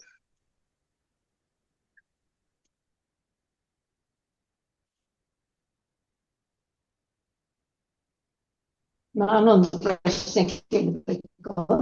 ಮಾತಾಡಿ. ನಾನು ರೂಪ ಹಿಂದೆ ಯಾವುದೋ ಒಂದು ಮೀಟಿಂಗ್ ಅಲ್ಲಿ, ನಂಗೆ ಯಾವ ಮೀಟಿಂಗ್ ಮರ್ತೋಗಿದೆ, ಇವರು ವಿಮೆನ್ ರೆಪ್ರೆಸೆಂಟೇಟಿವ್ಸ್ ಇದ್ದಾರಲ್ಲ, ಸೆಂಟ್ರಲ್ ಗೌರ್ಮೆಂಟ್ ಇರಲಿ ಸ್ಟೇಟ್ ಗೌರ್ಮೆಂಟ್ ಇರಲಿ, ಯಾವ ಅವರನ್ನ ಸ್ವಲ್ಪ ನಮ್ಮ ಕಡೆಗೆ ಅಡ್ಕೊಳ್ಬೇಕು ಅಂತ ಒಂದು ಮಾತಾಗಿತ್ತು. ಆ ಪ್ರಕ್ರಿಯೆ ನಡೆದಿದ್ಯಾ ಅಂತ ನಂಗೆ ಬೇಕಿತ್ತು. ಹೌದು, ಈಗ ನೀ ಹೇಳ್ದಂಗೆ ರೂಪಾ ಅವ್ರೆ, ನೀ ಹೇಳ್ದಂಗೆನೆ ನಾವೀಗ ಏನ್ ಮಾಡ್ಬೇಕು ಅಂದ್ರೆ ನಮ್ದು ಸ್ಟ್ರಾಟಜೀಸ್ ಬೇಕಷ್ಟು. ಇದು ಒಂದ್ ರೀತಿನಲ್ಲಿ ನಾವು ಹೇಗೆ ನಮ್ಮ ಒಂದು ಮನವಿನ ಬರಿಬೇಕು ಅಂತ ಹೇಳಿ ಇಷ್ಟು ಡಿಸ್ಕಷನ್ ಆಯ್ತು. ಏಪ್ರಿಲ್ ನಲ್ಲಿ ನಾವು ಏನ್ ಬರ್ದಿದ್ವೋ ಆಮೇಲೆ ಈಗ ಮೇ ನಲ್ಲಿ ಬರ್ದಿರೋದನ್ನ ಈಗ ಸ್ವಲ್ಪ ಇದ್ ಮಾಡ್ಕೊಂಡು ಇದನ್ನ 2 ಡಿಮಾಂಡ್ ಅಂತಲ್ಲ, ಒಂದು ಫಸ್ಟ್ ಸ್ವಲ್ಪ ಮತ್ತೆ ಸೆಕೆಂಡ್ ಅಂದ್ರೆ ಒಟ್ಟೊಟ್ಟಿಗೆ ಹೋಗ್ಬೇಕು ಅಂತ ನಮ್ದು ಇದು ಡಿಮಾಂಡು. ಅಷ್ಟೇ ಆದ್ಮೇಲೆ ನಾವ್ ಏನ್ ಮಾಡ್ಬೇಕು, ಈಗ 23ನೇ ತಾರೀಕು ಜುಲೈ 23 ಹಾಗೇನೋ ಹೇಳ್ತಾ ಇದ್ರೆ ಮಾನ್ಸೂನ್ ಸೆಷನ್, ಅದರ ಮೊದಲು ನಮ್ಮ ಎಲ್ಲಾ MP ಗಳಿಗೆ ಇದನ್ನ ಹೋಗಿ ವಿಚಾರಗಳನ್ನ ಹೇಳ್ಬೇಕು. ಹಾಗೆ ಎಲ್ಲಾ ಮಹಿಳಾ ರೆಪ್ರೆಸೆಂಟೇಟಿವ್ಗೂ ಇದನ್ನ ವಿಷಯ ಹೇಳ್ಬೇಕು, ಅವರ ಮನವರಿಕೆ ಮಾಡ್ಬೇಕು ಅಂತ ಒಂದು ದೊಡ್ಡದೊಂದು ಆಂದೋಲನ ಇದೆ ನಮ್ಮೊಳಗೆ. ಅದೇ ತಾನೇ ಕೇಳ್ತಾ ಇರೋದು ನೀವು?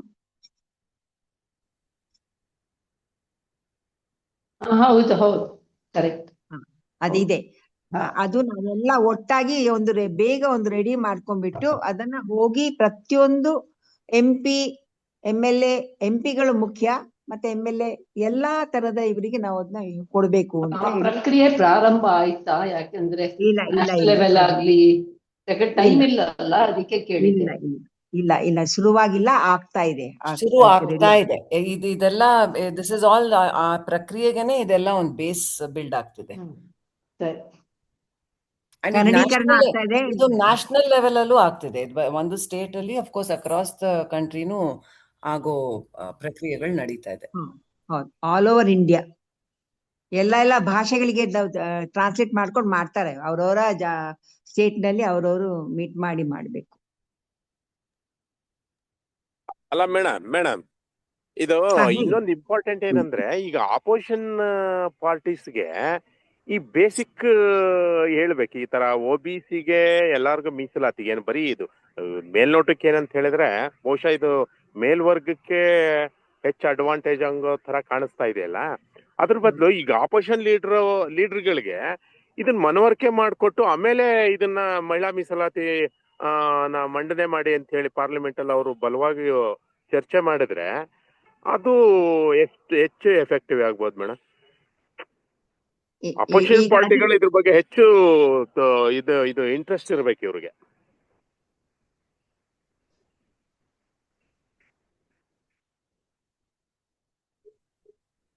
ಹಲೋ, ಕೇಳಿಸ್ತಾ ಇಲ್ಲ ಮೇಡಮ್? ಹಲೋ ಕೇಳಿಸ್ತಿದೆ. ಹೇಳಿ ಮೇಡಮ್. ಇಲ್ಲ ಮಧು ನೀವು ಹೇಳಿ. ಹೇಳು ಮಲ್ಗೆ. ಇಲ್ಲ ಹೇಳಿ ಮಧು. ಯಾರು ಹೇಳಿ ಮೇಡಮ್. ನಾನು ಬರ್ತೀನಿ. ಅಲ್ಲಲ್ಲ, ಅದನ್ನೇ ನಾವು ಇಷ್ಟೊತ್ತು ಮಾತಾಡ್ತಾ ಇದ್ದಿದ್ದು. ಅವ್ರಿಗೆ ಮನವರಿಕೆ ಮಾಡಬೇಕು. ಬಟ್ ನಾವ್ ಈ ಸಂದರ್ಭದಲ್ಲಿ ಅವ್ರಿಗೆ ಮನವರಿಕೆ ಮಾಡಬೇಕು. ಯಾವ ಸಂದರ್ಭ?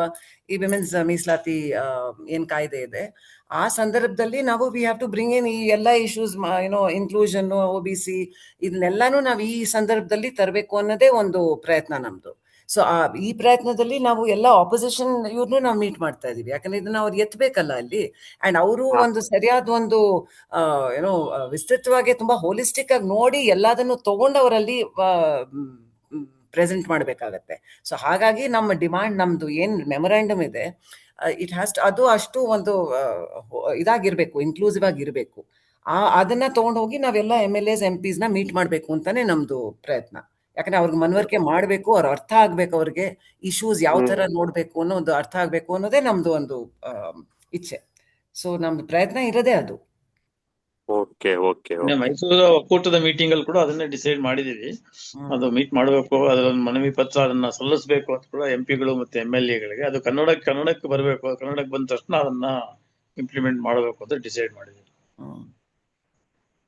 ಇನ್ಯಾರನ್ನ ಮಾತಾಡ್ತೀರಾ? ರೂಪಾ, ಸನ್ಮಾನ, ಮೆಜಿರಾ? ಇದೀನಿ ಸರ್, ನಮಸ್ತೆ. ಮಾತಾಡಿ. ಅದೇ ನಾವ್ ಈಗಾಗ್ಲೇ 2-3 ಸಲ ಇದ್ರ ಬಗ್ಗೆ ಡಿಸ್ಕಷನ್ಸ್ ಎಲ್ಲ ಮಾಡಿದೀವಿ. ಮೊದಲನೇದಾಗಿ ಮಧು ಮತ್ತೆ ಮಲ್ಲಿಗೆಗೆ ಧನ್ಯವಾದಗಳು. ಮತ್ತೆ ಮುಂದಿನ ಬೆಳವಣಿಗೆಗಳ ಬಗ್ಗೆ ಎಲ್ಲ ಕೂಲಂಕುಷವಾಗಿ ಹೇಳಿದೀರಾ. ಅದೇ ನಾವು ಕಳೆದ ಮೀಟಿಂಗ್ ಅಲ್ಲೂ ಮಾತಾಡಿದಾಗ, ಈಗ ದಿವಾಕರ್ ಸರ್ ಅವ್ರು ಹೇಳ್ದಂಗೂ ಕೂಡ ಅದೇ OBC ಮತ್ತೆ ಟ್ರಾನ್ಸ್ ವುಮನ್ ಇವುಗಳನ್ನು ಒಳಗೊಳ್ಳೋದ್ರ ಜೊತೆಗೇನೆ ಕೂಡ ಈ ಒಳ ಮೀಸಲಾತಿಯ ಕಾನ್ಸೆಪ್ಟ್ನು ಮಲ್ಲಿಗೆನು ಅದನ್ನ ಸೂಕ್ಷ್ಮವಾಗಿ ಹೇಳಿದ್ರಲ್ಲ.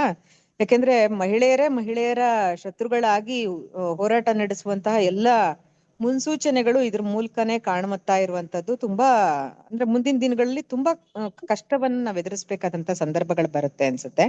ಯಾಕಂದ್ರೆ ನಮ್ಗೆ ವೋಟಿಂಗ್ ಪವರ್ಸ್ಗಳು ಯಾವ ಫೈಟ್ ಮಾಡ್ದೇನೆ ನಮಗ್ ಸಿಕ್ಕಿದೆ. ಆದ್ರೆ ಈಗ ಅದನ್ನೇನೆ SIR ಮೂಲಕ ವೋಟಿಂಗ್ ಪವರ್ನೇ ಕಿತ್ಕೊಳ್ಳುವಂತಹ ಹೆಣ್ಮಕ್ಳದ್ದು ನಡೀತಾ ಇದೆ. ಅಂದ್ರೆ ಎಲ್ಲಾರ್ದು ನಡೀತಿದೆ, ಹೆಣ್ಮಕ್ಳು ಹೆಚ್ಚಿನ ಸಂಖ್ಯೆಯಲ್ಲಿ ಇದಕ್ಕೆ ಒಳಗಾಗ್ತಾರೆ ಅನ್ನುವಂಥದ್ದು ತುಂಬಾ ಆತಂಕಕಾರಿಯಾಗಿರುವಂಥದ್ದು. ಯಾಕಂದ್ರೆ ಮದುವೆ ಮತ್ತೆ ಬೇರೆ ಬೇರೆ ಕಾರಣಗಳಿಗಾಗಿ ಅವ್ರ ಮನೆ ಬಿಟ್ಟು ಬರೋದು ಬೇರೆ ರೀತಿಗಳಲ್ಲೂ ಇರ್ಬೋದು. ಈ ಹಿನ್ನೆಲೆಯಲ್ಲಿ ನಾನು ಕಳೆದ ಬಾರಿನೂ ನಮ್ಮ ಇವರು ಮಾತಾಡಿದಾಗ್ಲೂ ಕೂಡ ಅದನ್ನೇ ಹೇಳಿದ್ದೆ. ಇವಾಗ್ಲೇನೆ ಸಾಧ್ಯ ಆದಷ್ಟು ನಾವ್ ಇನ್ಕ್ಲೂಸಿವ್ ಆಗಿ ಎಲ್ಲವನ್ನೂ ಈ ಒಳ ಮೀಸಲಾತಿಯನ್ನ, ಅಂದ್ರೆ ಆಂತರಿಕ ಮೀಸಲಾತಿ, ಒಳ ಮೀಸಲಾತಿ ಅನ್ನೋಕ್ಕಿಂತ ಆಂತರಿಕ ಮೀಸಲಾತಿಯನ್ನು ಕೂಡ ಇವತ್ತು ಯೋಚನೆ ಮಾಡೋದು ತುಂಬಾ ಮುಖ್ಯವಾಗಿ ಬೇಕಾಗುತ್ತೆ ಅನ್ನುವಂಥದ್ದು. ಯಾಕೆಂದ್ರೆ ಈಗಾಗ್ಲೇನೆ ನಾವು ಪಾರ್ಲಿಮೆಂಟ್ ಅಲ್ಲಿ 14% ಹೆಣ್ಮಕ್ಳುಗಳು ವಿತೌಟ್ ರಿಸರ್ವೇಶನ್ ಗೆದ್ದಿದ್ದಾರೆ. ಅದೇನ್ ತುಂಬಾ ದೊಡ್ಡ ವಿಷಯ ಅಂತಲ್ಲ, ಅಟ್ಲೀಸ್ಟ್ ಅಷ್ಟಾದ್ರೂ ಗೆಲ್ಲಕ್ಕಾಗಿದೆ. ಅದರಲ್ಲೂ ಕೂಡ SC/ST ಹೆಣ್ಮಕ್ಳುಗಳು ಅವ್ರ ರಿಸರ್ವೇಶನ್ ಕೋಟಾದಲ್ಲಿ ಅವರ ಪುರುಷರ ನಿಲ್ಬೇಕಾದಂತದನ್ನು ಕೂಡ ಅವರು ಇದ್ ಮಾಡಿ ಅವ್ರು ಗೆದ್ದಿದ್ದಾರೆ. ಈಗ 11 ಜನ ಏನೋ ST, 6 ಜನ ಏನೋ SC ವುಮನ್ ಗೆದ್ದಿರುವಂತ, ಇನ್ ಮಿಕ್ಕಿದ 57 ಜನ ಏನೋ ಜನರಲ್ ಕ್ಯಾಟಗರಿ ಅವ್ರು ಗೆದ್ದಿರುವಂತದ್ದು. ಅದ್ರಲ್ಲೂ ಕೂಡ ಎಲ್ಲ ನೀವು OBC ತಗೊಂಡ್ರೆ, ಮುಸ್ಲಿಮು, ಕ್ರಿಶ್ಚಿಯನ್ ಅಥವಾ ಅತ್ಯಂತ ಹಿಂದುಳಿದ ಜಾತಿ ವರ್ಗದವ್ರು ತಗೊಂಡ್ರೆ ತುಂಬಾ ಕಡಿಮೆ, ಬೆರಳೆಣಿಕೆ ಜನ ಮಾತ್ರ ಇದ್ದಾರೆ. ಎಲ್ಲ ಮತ್ತೆ ಅಪ್ಪರ್ ಕ್ಯಾಸ್ಟ್ ಅಥವಾ ಪ್ರಿವಿಲೇಜ್ಡ್ ಇದು ಯಾವ್ದು ಸೊಸೈಟಿನಿಂದ ಬಂದಂತವ್ರದೇನೆ ಹೆಚ್ಚು ಪ್ರಾಮಿನೆನ್ಸ್ ಇರೋದು ಅಂತದ್ದು. ಈಗಾಗ್ಲೇ ಪೊಲಿಟಿಕಲಿ ಅವ್ರ ಗಂಡನೋ ಅಪ್ಪನೋ ಅಣ್ಣನೋ ಯಾರೋ ಇರೋಂಥವ್ನು ಅವನ ಮುಖಾಂತರ ಅಥವಾ ಗಂಡ ಸತ್ತ ನಂತರ ಬಂದಿರೋಂಥದ್ದು, ಈ ತರದನ್ನೇ ನಾವು ನೋಡಿದ್ರು, ಕ್ಯಾಸ್ಟ್ ವೈಸ್ ನೋಡಿದ್ರು ಕೂಡ ತುಂಬಾ ಲಾರ್ಜರ್ ಪ್ರಮಾಣಗಳಿರೋದು ಅವ್ರದ್ದೇನೆ. ಹಾಗಾಗಿ ತುಂಬಾ ಮುಖ್ಯವಾಗಿ ಇವತ್ತು ನಾವು ಖಂಡಿತ ಕಷ್ಟ ಆಗುತ್ತೆ.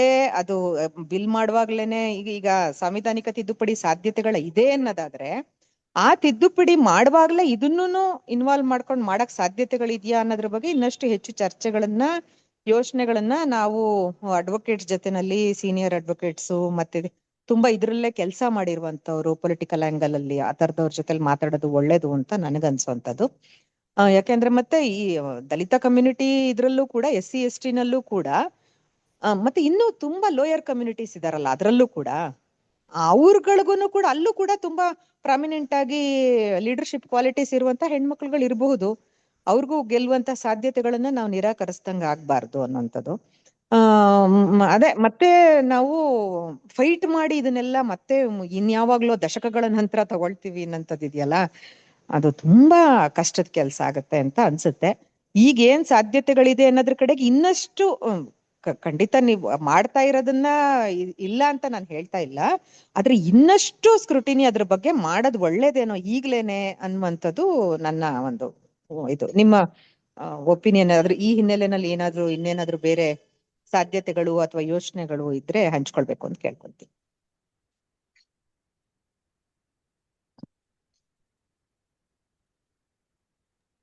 ಮಲ್ಲಿಗೆ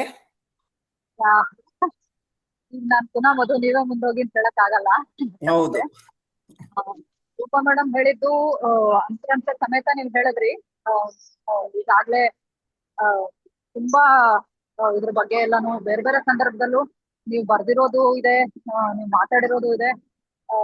ತುಂಬಾ ಅಂದ್ರೆ ಆರ್ಟಿಕ್ಯುಲೇಟ್ ಮಾಡೋದ್ರೊಳಗಡೆ ಆ ಕ್ಲಾರಿಟಿ ಜೊತೆ ನೀವ್ ಹೇಳಿದಿರಿ. ಹಂಗಾಗಿ ಆ ಅಂಶದ ಬಗ್ಗೆ ಬೇರೆ ಇನ್ನೇನು ಇಲ್ಲ. ಅದು ಖಂಡಿತವಾಗ್ಲೂ ಸಂವಿಧಾನಿಕ ತಿದ್ದುಪಡಿ ಆಗೋದಾದ್ರೆ ಇದ್ರ ಜೊತೆಗೆ ಆಗ್ಬೇಕು ಅಂತ ಕೇಳೋದೇ ಅತ್ಯಂತ ರೀಸನೇಬಲ್ ಆಗಿರುವಂತದ್ದು ಅಂತ.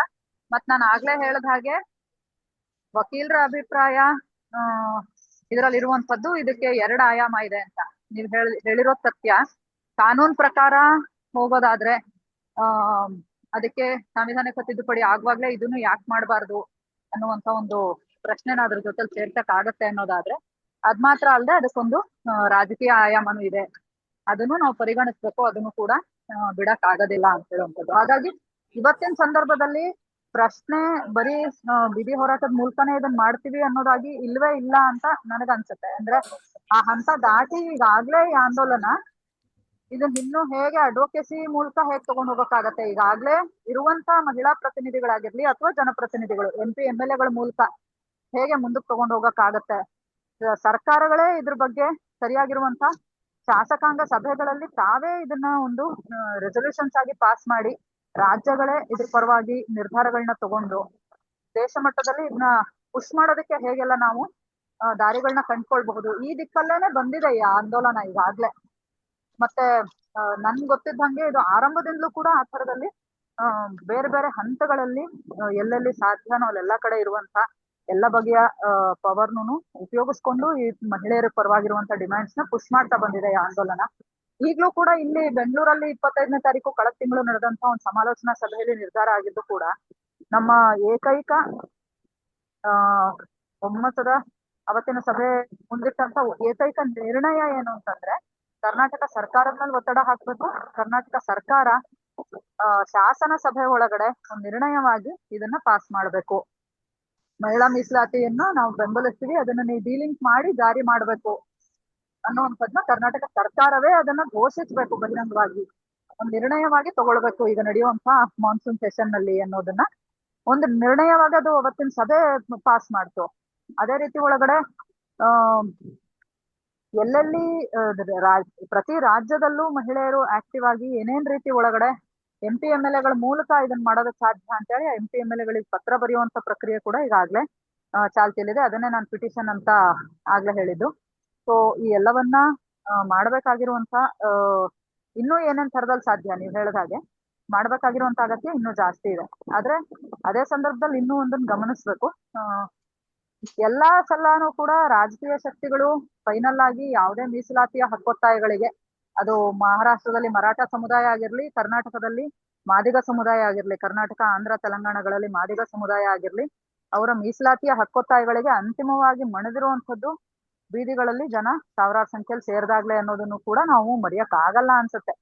ಅಂದ್ರೆ ಹೌದು, 40 ವರ್ಷ ಮಾದಿಗ ಸಮುದಾಯ ಹೋರಾಟ ಮಾಡಿದೆ ಕರ್ನಾಟಕದಲ್ಲೂ, ಇದ್ರಲ್ಲೂ ಈಗಾಗ್ಲೇ ಮಹಿಳೆಯರು ನಾವು 40 ವರ್ಷ ಹೋರಾಟ ಮಾಡ್ಬಿಟ್ಟಿದೀವಿ. 96ರಿಂದ ಹಿಡಿದು ಇದ್ರ ಹತ್ತತ್ರ 3 ದಶಕದ ಇದು ಅಂತ ಅನ್ಬಹುದು. ಸೊ ಇವೆಲ್ಲನೂ ಕೂಡ ಇನ್ನೊಂದ್ ಕಡೆ ಅಂದ್ರೆ ನಾನೇನ್ ಹೇಳ್ತಿದ್ದೀನಿ ಅಂದ್ರೆ ಇದು ಹಲವು ಲೇಯರ್ಗಳಲ್ಲಿದೆ ಈ ವಿಚಾರ. ಖಂಡಿತವಾಗ್ಲೂ ಸಂಕೀರ್ಣವಾಗಿರುವಂತದ್ದೇನೆ. ಹಾಗಾಗಿ ಮಲ್ಟಿಪಲ್ ಲೆವೆಲ್ಸ್ ಅಲ್ಲಿ ನಾವು ಇದ್ರ ವಿರುದ್ಧದ ಅಂದ್ರೆ ಏನು ನಮ್ಮನ್ನ ಮೋಸಗೊಳಿಸ್ಲಾಗ್ತಾ ಇದೆ, ವಂಚನೆಗೊಳಿಸ್ಲಾಗ್ತಾ ಇದೆ ಮಹಿಳೆಯರನ್ನ, ಅದ್ರ ವಿರುದ್ಧದ ಆಂದೋಲನ ಕಟ್ಟಬೇಕು ನಮ್ಮ ಹಕ್ಕುಗಳಿಗೋಸ್ಕರ, ರಾಜಕೀಯ ಪ್ರಾತಿನಿಧ್ಯಕ್ಕೋಸ್ಕರ ಅಂತ ಹೇಳಿ ಅನ್ಸುತ್ತೆ. ಸೊ ಅದ್ರ ಭಾಗವಾಗಿ ಮೇಡಮ್ ನೀವೀಗ ಏನ್ ಹೇಳಿರೋದ್ರಿಂದನೂ ಕೂಡ ನನ್ಗನ್ಸಿದ್ದು ಇದನ್ನ ನಾವು ಚರ್ಚೆ ಮಾಡಿದ್ವಿ ಕೂಡ. ನಿನ್ನೆ ಮೊನ್ನೆ ಈ ವಿಚಾರ ಚರ್ಚೆಗೆ ಬಂದಿತ್ತು. ಒಂದು ಪಬ್ಲಿಕ್ ಡಿಸ್ಕೋರ್ಸ್ ಈ ವಿಚಾರದಲ್ಲಿ ನಿರ್ಮಾಣ ಆಗ್ಬೇಕು. ಅದು ತುಂಬಾ ತುಂಬಾ ಮುಖ್ಯವಾದಂತ ವಿಚಾರ. ಹಾಗಾಗಿ ಇದ್ರ ಬಗ್ಗೆ ಎಷ್ಟು ಜನ ಸಾಧ್ಯ ಅಷ್ಟು ಜನ ಹೆಚ್ಚಿಗೆ ಮಾಧ್ಯಮಗಳಲ್ಲಿ ಬರೆಯುವಂಥದ್ದು, ಪತ್ರಿಕೆಗಳಿಗೆ ಬರೆಯುವಂಥದ್ದು, ಅಥವಾ ತಮ್ಮ ಯೂಟ್ಯೂಬ್ ಚಾನೆಲ್ಗಳಿದ್ರೆ ಅದರಲ್ಲಿ ಇದನ್ನ ಮಾತಾಡುವಂಥದ್ದು ಕೂಡ ಬಹಳ ಮುಖ್ಯ. ಇದು ಸಾರ್ವಜನಿಕರ ಮಧ್ಯದಲ್ಲಿ ಒಂದು ಚರ್ಚೆಯ ವಿಚಾರ ಆಗದೆ ಹೋದ್ರೆ ಕೇವಲ ರಾಜಕಾರಣದ ಮಟ್ಟದಲ್ಲಿ ಮಾತ್ರನೇ ಇದನ್ನ ಇಟ್ಕೊಂಡು ನಾವು ಬಹಳ ಹೆಚ್ಚು ಶಕ್ತಿಯನ್ನ, ಮೇಲ್ಗೈಯನ್ನ ಪಡಿತೀವಿ ಅಂತ ಅನ್ನೋದು ಸ್ವಲ್ಪ ಕಷ್ಟ ಸಾಧ್ಯನೇ. ಹಾಗಾಗಿ ತುಂಬಾ ದೊಡ್ಡ ಸಂಖ್ಯೆಯ ಮೊಬಿಲೈಸೇಷನ್ಸ್ ನಮಗ್ ಸಾಧ್ಯ ಆಗ್ಲಿಕ್ಕಿಲ್ಲ ಈ ಸಂದರ್ಭದಲ್ಲಿ, ಅಥವಾ ಅದು ಬಹಳ ಸುದೀರ್ಘ ಕಾಲ ತಗೊಳ್ಬಹುದು ಯಾವುದೇ ಬದಲಾವಣೆ ತರೋದಕ್ಕೆ ಅಂತ ನಮ್ಗೆ ಅನ್ಸೋದೇ ಆದ್ರೆ ಆ ಸಂದರ್ಭದಲ್ಲಿ ನಾವ್ ಅದನ್ನ ಆ ಕೊರತೆಯನ್ನ ಇನ್ಯಾವುದ್ರ ಮೂಲಕ ತುಂಬಿಸ್ಕೊಳ್ಬಹುದು ಅಂತ ಯೋಚನೆ ಮಾಡ್ಬೇಕು. ಅಂತ ಒಂದು ಪರಿಣಾಮಕಾರಿಯಾದಂತ ಮಾರ್ಗ ಒಂದು ಸಾರ್ವಜನಿಕ ಚರ್ಚೆಯನ್ನ ಇದ್ರ ಸುತ್ತ ಹುಟ್ಟಾಕುವಂಥದ್ದು. ಸೊ ಆ ಚರ್ಚೆ ಹುಟ್ಟಾಕೋದಕ್ಕೆ ಯಾರೆಲ್ಲ ಸಾಧ್ಯ ಅವರೆಲ್ಲರೂ ಈ ವಿಚಾರದಲ್ಲಿ ತಮ್ಮ ನಿಲುವನ್ನ ಬಹಿರಂಗವಾಗಿ ಎಕ್ಸ್ಪ್ರೆಸ್ ಮಾಡೋದು ಕೂಡ ಬಹಳ ಮುಖ್ಯ. ನಮ್ಗೆ ಏನ್ ಅನ್ಸುತ್ತೋ ಎಲ್ಲಾ ಅದ್ರಲ್ಲಿರೋ ಸಂಕೀರ್ಣತೆಗಳು ಎಲ್ಲವನ್ನೂ ಮುಂದಿಟ್ಟೆ ಹೇಳೋಣ, ಅಥವಾ ನಮ್ಗೆ ಇಲ್ಲ ಒಂದೇ ಡಿಮ್ಯಾಂಡ್ ಸುತ್ತಾನೆ ಈಗ ಕೆಲಸ ಮಾಡೋಣ ಅಂತ ಅನ್ಸುತ್ತೆ ಅಂದ್ರೆ ಅದನ್ನೇ ಹೇಳೋಣ. ಆದ್ರೆ ಅದು ಸಾರ್ವಜನಿಕ ಚರ್ಚೆಯಾಗಿ ಹೊರಗಡೆ ಬರಬೇಕು ಅಂತಾನು ಅನ್ಸುತ್ತೆ. ಹಾಗಾಗಿ ಫ್ರೈಡೆ ಫೋರಂ ಅಲ್ಲಿ ಇರುವಂತ ಎಲ್ಲರಲ್ಲೂ, ವಿಶೇಷವಾಗಿ ರೂಪಾ ಮೇಡಮ್ ಹತ್ರನೂ, ನಾದಿವಾಕರ್ ಸರ್, ನೀವೆಲ್ಲರೂ ಅಂಕಣಗಳನ್ನ ಬರೆಯುವಂತವ್ರಿದ್ದೀರಿ. ಇನ್ನೂ ಹಲವಾರು ಜನ ಇರಬಹುದು ಇದ್ರಲ್ಲಿ.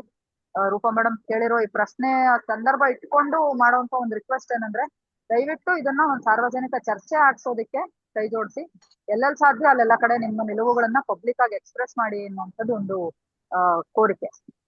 ಮತ್ತು ಉಳಿದಿರೋದನ್ನ ಮಧು ಹೇಳ್ತಾರೆ. ಒಂದು ಪಾಯಿಂಟ್ ಹಾಕ್ಲೆ. ಹೆಲೋ, ಅದೇ ಈಗ ಮಲ್ಲಿಗೆ ಹೇಳಿದ ಪಾಯಿಂಟ್ ಈಗ 2023 ಒಳಗೆ ನಮಗೆ ಸಾರ್ವಜನಿಕ ಚರ್ಚೆ ತನಕ ಹೋಗ್ಲಿಕ್ಕೆ ಆಗದೇ ಇರ್ಬೋದು. ಆದರೆ ನಾವು ಸಾರ್ವಜನಿಕ ಚರ್ಚೆಗೆ ಹೋದಾಗ, ಅಂದ್ರೆ ಜನರನ್ನು ಕೂಡಿಸಿ ಮಾತಾಡುವಾಗ, ನಮ್ಮ ಡಿಮಾಂಡು ಈಗ ನಮ್ಮದೇ ಭಾರತದ ಪಕ್ಕದ ದೇಶಗಳಲ್ಲಿಯೂ ಕೂಡ women representation in the parliament is higher. ನಾವು ದೂರ ಹೋಗೋದೇ ಬೇಡ. ಸಣ್ಣ ಪುಟ್ಟ ದೇಶಗಳಲ್ಲಿಯೂ ನಮ್ಮಕ್ಕಿಂತ ಜಾಸ್ತಿ ಇದ್ದಾರೆ. ಆ ಪಾಯಿಂಟು ನಮ್ಮ ಇದಕ್ಕೆ ಬರ್ಬೇಕಾ ಸಾರ್ವಜನಿಕ, ಯಾಕಂದ್ರೆ ನಮ್ಮ ಲೆವೆಲ್ ನಮಗೆ ಗೊತ್ತಿರ್ಬೋದು, ಸಾರ್ವಜನಿಕ ಲೆವೆಲ್ ಅಲ್ಲಿ ಗೊತ್ತಿರಲ್ಲ. ಸೊ ಸಾರ್ವಜನಿಕ ಲೆವೆಲ್ಗೆ ಹೋದಾಗ ನಾವು ಆ ಡೇಟಾನ ಕೂಡ ಇಟ್ಟುಕೊಂಡು, ಈಗ 26ಕ್ಕೆ ಎಷ್ಟು ಅಥವಾ ಹಿಂದೆ ಎಷ್ಟಿದ್ರು, ಈಗ ಎಷ್ಟಿದ್ದಾರೆ, ನಮ್ದು ಎಷ್ಟಿದ್ರು, ಎಷ್ಟು ಕಮ್ಮಿ ಆಗಿದ್ದಾರೆ, ಆ ಡಿಸ್ಕೋರ್ಸ್ ಕೂಡ ನಮ್ಮಲ್ಲಿ ನಡಿಬೇಕು ಅಂತ ನನಗನ್ಸುತ್ತೆ.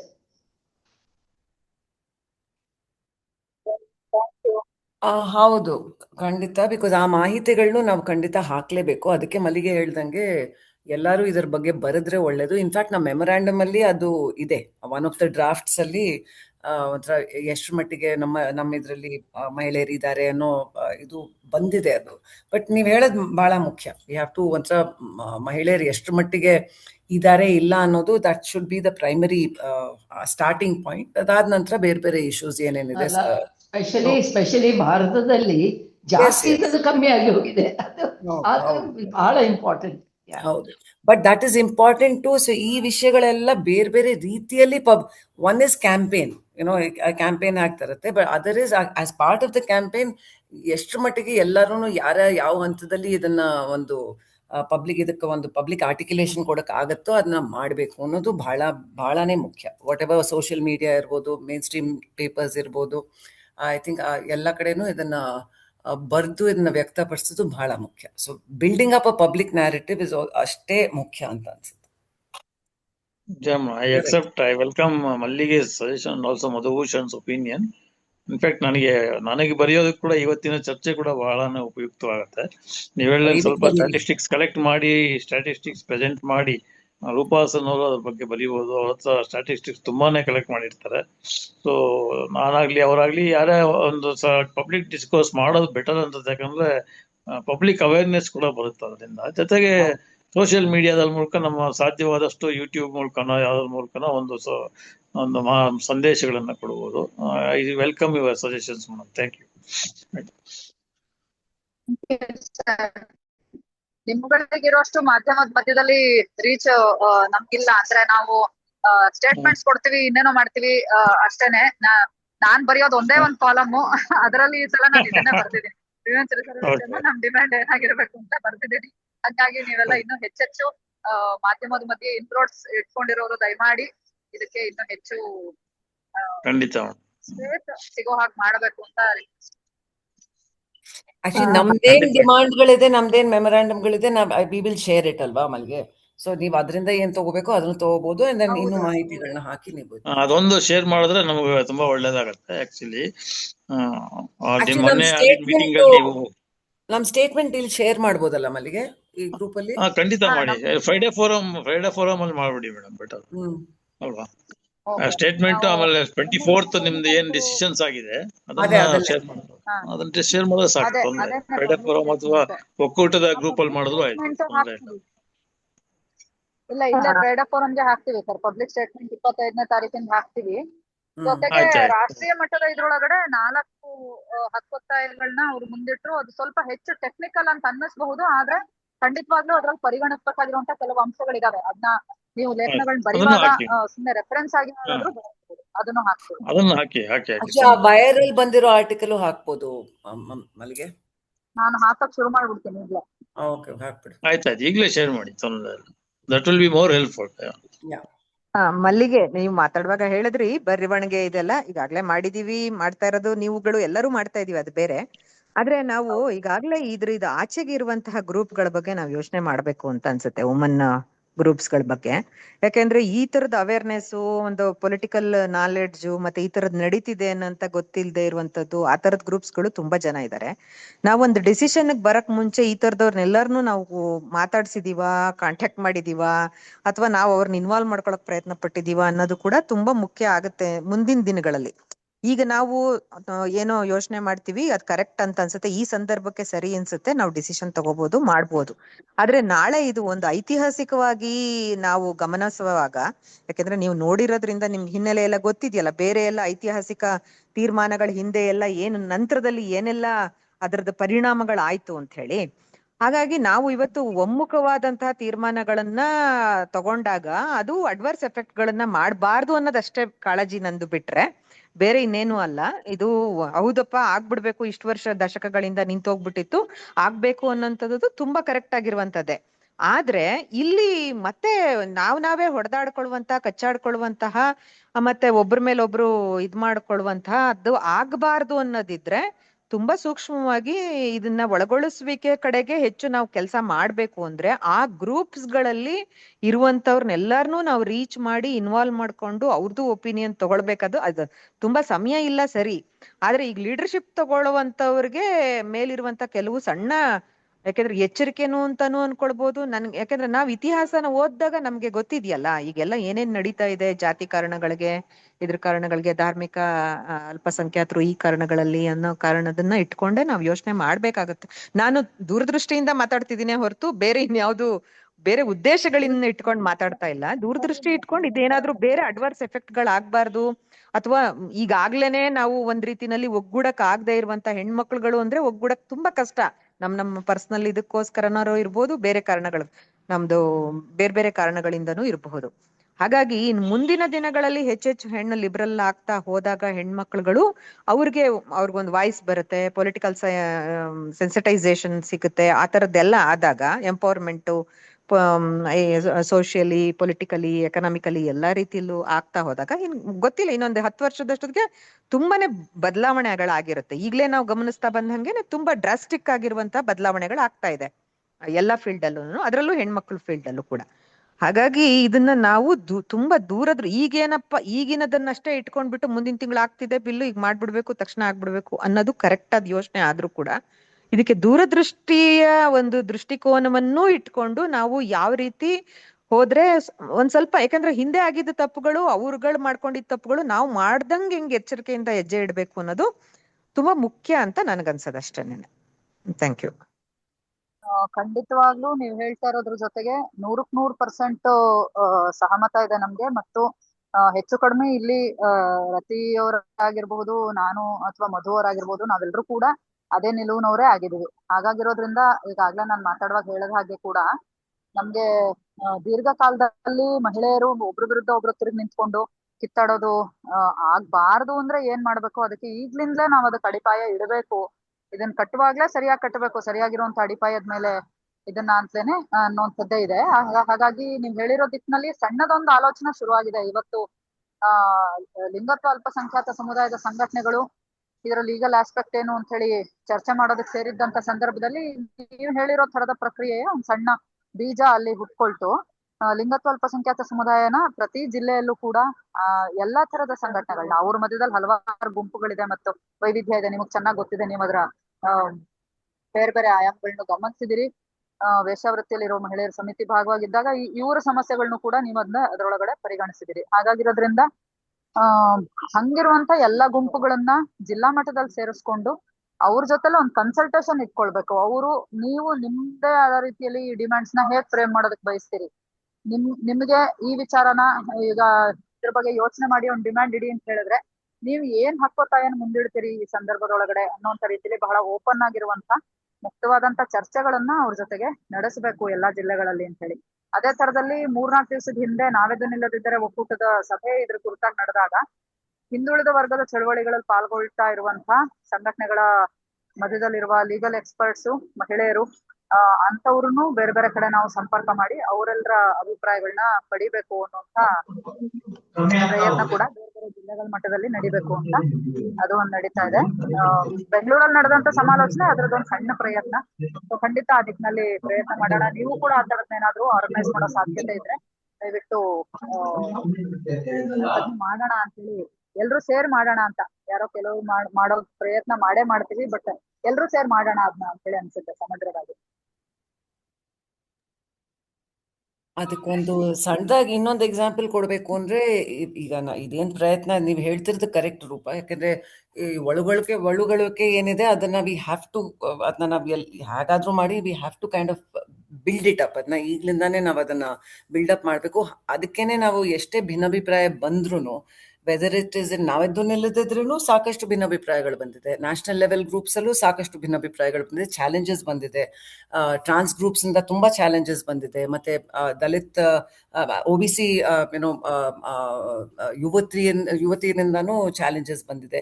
And all that is getting debated, which is very good. In fact campaign ಎಷ್ಟು ಮಟ್ಟಿಗೆ ಇವಾಲ್ವ್ ಆಗಿದೆ ಅಂದ್ರೆ, ಫಸ್ಟ್ ಇಟ್ ವಾಸ್ ಬರೀ ಮಲ್ಟಿಪಲ್ ಡಿಮಾಂಡ್ ಇಂದ ಹೋಗಿ ಒನ್ ಡಿಮಾಂಡ್ ಹೋಗಿ ಈಗ it is again changing. So ಅದ್ ಯಾತಕ್ಕೆ ಅಂತಂದ್ರೆ we are all committed to, ಈ ನೀವೇನಂತ ಇದ್ದೀರಾ, to say that we have to be able to take on multiple this things on board. ಆ ಇನ್ಕ್ಲೂಸಿವಿಟಿ ಪ್ರಿನ್ಸಿಪಲ್ ಇಟ್ಕೊಂಡೇನೆ ನಾವು ಈ ಕ್ಯಾಂಪೇನ್ ನ ಬಿಲ್ಡಪ್ ಮಾಡಬೇಕು ಅನ್ನೋದು ಉದ್ದೇಶ. So whether it's in this campaign, the national level campaign, state level campaign, district level campaign, that is the attempt. That is very much the foundation. Rathi Rao, time ಆಯ್ತು, sum ಮಾಡ್ಬೋದು. Madam last ಒಂದು ಅಭಿಪ್ರಾಯ ಕೊಡ್ಬೋದಾ? ಹೇಳಿ ಕಲಿ. Thank you madam. ಸೊ ಒಂದ್ ಸ್ವಲ್ಪ late ಆಗಿ ಬಂದೆ. ಒಳ್ಳೆ ಚರ್ಚೆ ಆಗಿದೆ ವುಮೆನ್ಸ್ ರಿಸರ್ವೇಶನ್ ಬಗ್ಗೆ. But here what is the memorandum is going to be ready for next sitting. That's all good. Mallige ಅವ್ರು ಹೇಳಾಗೆ ಬಹಳ ಚೆನ್ನಾಗಿದೆ. But the thing is you have to think, ಬಹಳ ಇಂಪಾರ್ಟೆಂಟ್ ಆಗಿ ಥಿಂಕ್ ಹೆಂಗ್ ಮಾಡಬೇಕಾಗಿದೆ ಅಂದ್ರೆ, ಇವಾಗ SIR ನಮ್ಮ ಮುಂದೆ ಬಂದಿರುವಾಗ ಅಕೌಂಟಬಿಲಿಟಿ ಹೇಗಿದೆ ಅಂತ ದೇಶಾದ್ಯಂತ ಎಲ್ಲ ಚೆನ್ನಾಗಿ ಗೊತ್ತಿದೆ. This is the hidden agenda of the president government. ಅದು ಇವಾಗ ಲಾಸ್ಟ್ 3 ಟರ್ಮ್ಸ್, ಇವಾಗ 4 terms going to be happen BJP government ಅಲ್ಲಿ. ಇಲ್ಲಿ ರಿಸರ್ವೇಶನ್ 30% ಈಸ್ ವೆರಿ ವೆಲ್ಕಮ್ ಸುದ್ದಿನೇ ಅದು. ಬಿಕಾಸ್ ಲಾಸ್ಟ್ 30 years ಇಂದ ವುಮೆನ್ಸ್ ರಿಸರ್ವೇಶನ್ ತಂದಿಲ್ಲ, ಈಗ ತಗೊಂಡ್ ಬರ್ತಾ ಇದೆ. ದೇರ್ ಇಸ್ ಆಲ್ಸೋ ಒಂದು ಹಿಡನ್ ಅಜೆಂಡಾ ಅಂತ ಎಲ್ಲರಿಗೂ ಗೊತ್ತಿದೆ. ಇಲ್ಲಿ ಚರ್ಚೆ ಗೊತ್ತಾಗಿದೆ. ನಾವು ಇಲ್ಲಿ ಮುಖ್ಯವಾಗಿ ಚರ್ಚೆ ಮಾಡ್ತಿರೋದು OBC ಇರ್ಲಿ, ಅಂತರಿಕ ಮೀಸಲಾತಿ ಬಗ್ಗೆ ಬಹಳ ಸೂಕ್ಷ್ಮವಾಗಿ ಥಿಂಕ್ ಮಾಡೋದು ಇದೆ. ಇಲ್ಲಿ ಆ ಮೆಮೊರಾಂಡಮ್ ಅಲ್ಲಿ ಬೇಕಾಗಿರೋ ಪ್ರಶ್ನೆಗಳು ಏನಿದೆ ಅಂದ್ರೆ, ಇವಾಗ ಬರುವ ಚುನಾವಣೆಯಲ್ಲಿ ಇವಾಗ ಆಲ್ಮೋಸ್ಟ್ ಆಲ್ ಫಸ್ಟ್ ಟರ್ಮ್ ತಗೊಳ್ಳಿ, ಆ ಹೇಟ್ ಸ್ಪೀಚ್ ಮತ್ತೆ ಕಮ್ಯುನಲ್ ಪಾಲಿಟಿಕ್ಸ್ ಎಲ್ಲ ನಡೆದಾಗಿದೆ. ಎಲ್ಲಾ ತರದ ಪಾಲಿಟಿಕ್ಸ್ ನಡೆದಾಗಿದೆ. ಇವಾಗ 4th ಟರ್ಮ್ ಇವಾಗ ಮಹಿಳೆಯರಿಗೆ ತಗೊಂಡ್ ಬಂದು ಆಡ್ತಾ ಇದ್ದಾರೆ. ಇವಾಗ ಮಹಿಳಾ ಬರುವಾಗ ಬಿಫೋರ್ ದಟ್ ಉಮಾ ಭಾರತಿಲಿ ಯಾವ ರೀತಿ ಒಂದು ಹೇಟ್ ಸ್ಪೀಚ್ಗಳು ತಂದು ಆ ಕಲ್ಚರ್ಗಳನ್ನು, ನಮ್ಮ ಇಂಡಿಯಾದ ಕಲ್ಚರ್ಗಳನ್ನೇ ತಿಳಿಸ್ಬಿಟ್ಟಿದ್ದಾರೆ. ಈ ಮುಂದೆ ಬರೋ ದಿನದಗಳು ಇದೇ ರೀತಿ ಆಗಬಹುದು ಅನ್ಸ್ತಾ ಇದೆ ನನಗೆ. ಇವಾಗ ನೋಡಿ, ಇವಾಗ ಏನಾಗುತ್ತೆ, 33% ಅಲ್ಲಿ they ignore the normal common women's. ಇಲ್ಲಿ ಮಿಸ್ ಮಾಡ್ತಾರೆ. ಯಾರು ತಗೊಂಡ್ಬರ್ತಾರೆ? ಸೆಲೆಬ್ರಿಟೀಸ್ ತಗೊಂಡ್ಬರ್ತಾರೆ. ಆ ಪಾರ್ಟಿ ಸೆಲೆಬ್ರಿಟೀಸ್ ತಗೊಂಡ್ಬರ್ತಾರೆ. ಅದ್ರ ಮುಂದೆ ಅವ್ರ ಆಪೋಸಿಟ್ ಆಗಿ ಬೇರೆ ಸೆಲೆಬ್ರಿಟೀಸ್ ತಗೊಂಡ್ಬರ್ತಾರೆ. ಇವಾಗ ಸೆಲೆಬ್ರಿಟೀಸ್ದೇ ಒಂದು ಪಾಲಿಟಿಸೈಸ್ ತಗೊಂಡ್ಬಂದು the politics is going to be depoliticisation ಆಗುತ್ತೆ, ನಡ್ಸಕ್ಕೆ ಆಗತ್ತೆ. ಇವಾಗ ಕಾಮನ್ ವುಮೆನ್ಸ್ಗೆ ಏನ್ ಅದರಲ್ಲಿ ಏನಾಗತ್ತೆ, ಏನ್ ಸಿಗ್ಬೋದು ಅದರಲ್ಲಿ? ಈ ರೀತಿ ಎಲ್ಲ ಒಂದು ಪ್ರಶ್ನೆ ರೈಸ್ ಆಗ್ತಾ ಇದೆ ನನ್ನ ಕಡೆಯಿಂದ. ಸೊ ಇದ್ರ ಬಗ್ಗೆನೂ ಚಿಂತೆ ಮಾಡ್ಬೇಕು ಅಂತ ಅನ್ಸ್ತಾ ಇದೆ. The main thing is what is the accountability of the 33% of women's. ಅದೆಲ್ಲ ಬಗ್ಗೆ ಚರ್ಚೆ ಮಾಡಬೇಕು. ಬಿಫೋರ್ ಒಂದು ಮೆಮೊರಾಂಡಮ್ ಕೊಡೋ ಮುಂಚೆನೆ ಸೂಕ್ಷ್ಮವಾಗಿ ಅದು ನೀವು ಫ್ರೈಡೆ ಫಾರಮ್ ಅಲ್ಲಿ ಕೊಡ್ತೀನಿ ಅಂತ ಹೇಳಿದ್ದೀರಾ. Let us think after the memorandum you read it, once again we have to sit and any including ಮಾಡ್ಬೇಕಾ, ಯಾವ್ದೋ ತೆಗಿಬೇಕಾ ಅನ್ಸೋದು ಒಳ್ಳೇದು ಅನ್ಸ್ತಾ ಇದೆ Mallige madam. Thank you. Thank you, Kalim. Thank you for your suggestion. Yeah, we have to be very careful when we do all these things. ಇವತ್ತು ಮಧು ಮತ್ತೆ ಮಲ್ಲಿಗೆ ಅವರು ತುಂಬಾ ಚೆನ್ನಾಗಿ ಡಿಸ್ಕಷನ್ ಅನ್ನ ಎತ್ಕೊಂಡು ಹೋಗಿದ್ದೀರಾ. ನಮ್ಗೆಲ್ಲ ಒಂದು ಅರ್ಥ ಆಗಿದೆ ಇವಾಗ. ಯಾಕಂದ್ರೆ what we were about a month ago or about 1.5 months ago are not that. Now we are trying to be very inclusive. ಇಷ್ಟು ಹೇಳ್ತಾ, thank you very much Madhu and Mallige for a nice presentation, and thank you all. Thank you all, madam. Thank you, madam. Good night. Thank you very much. Thank you. Yeah.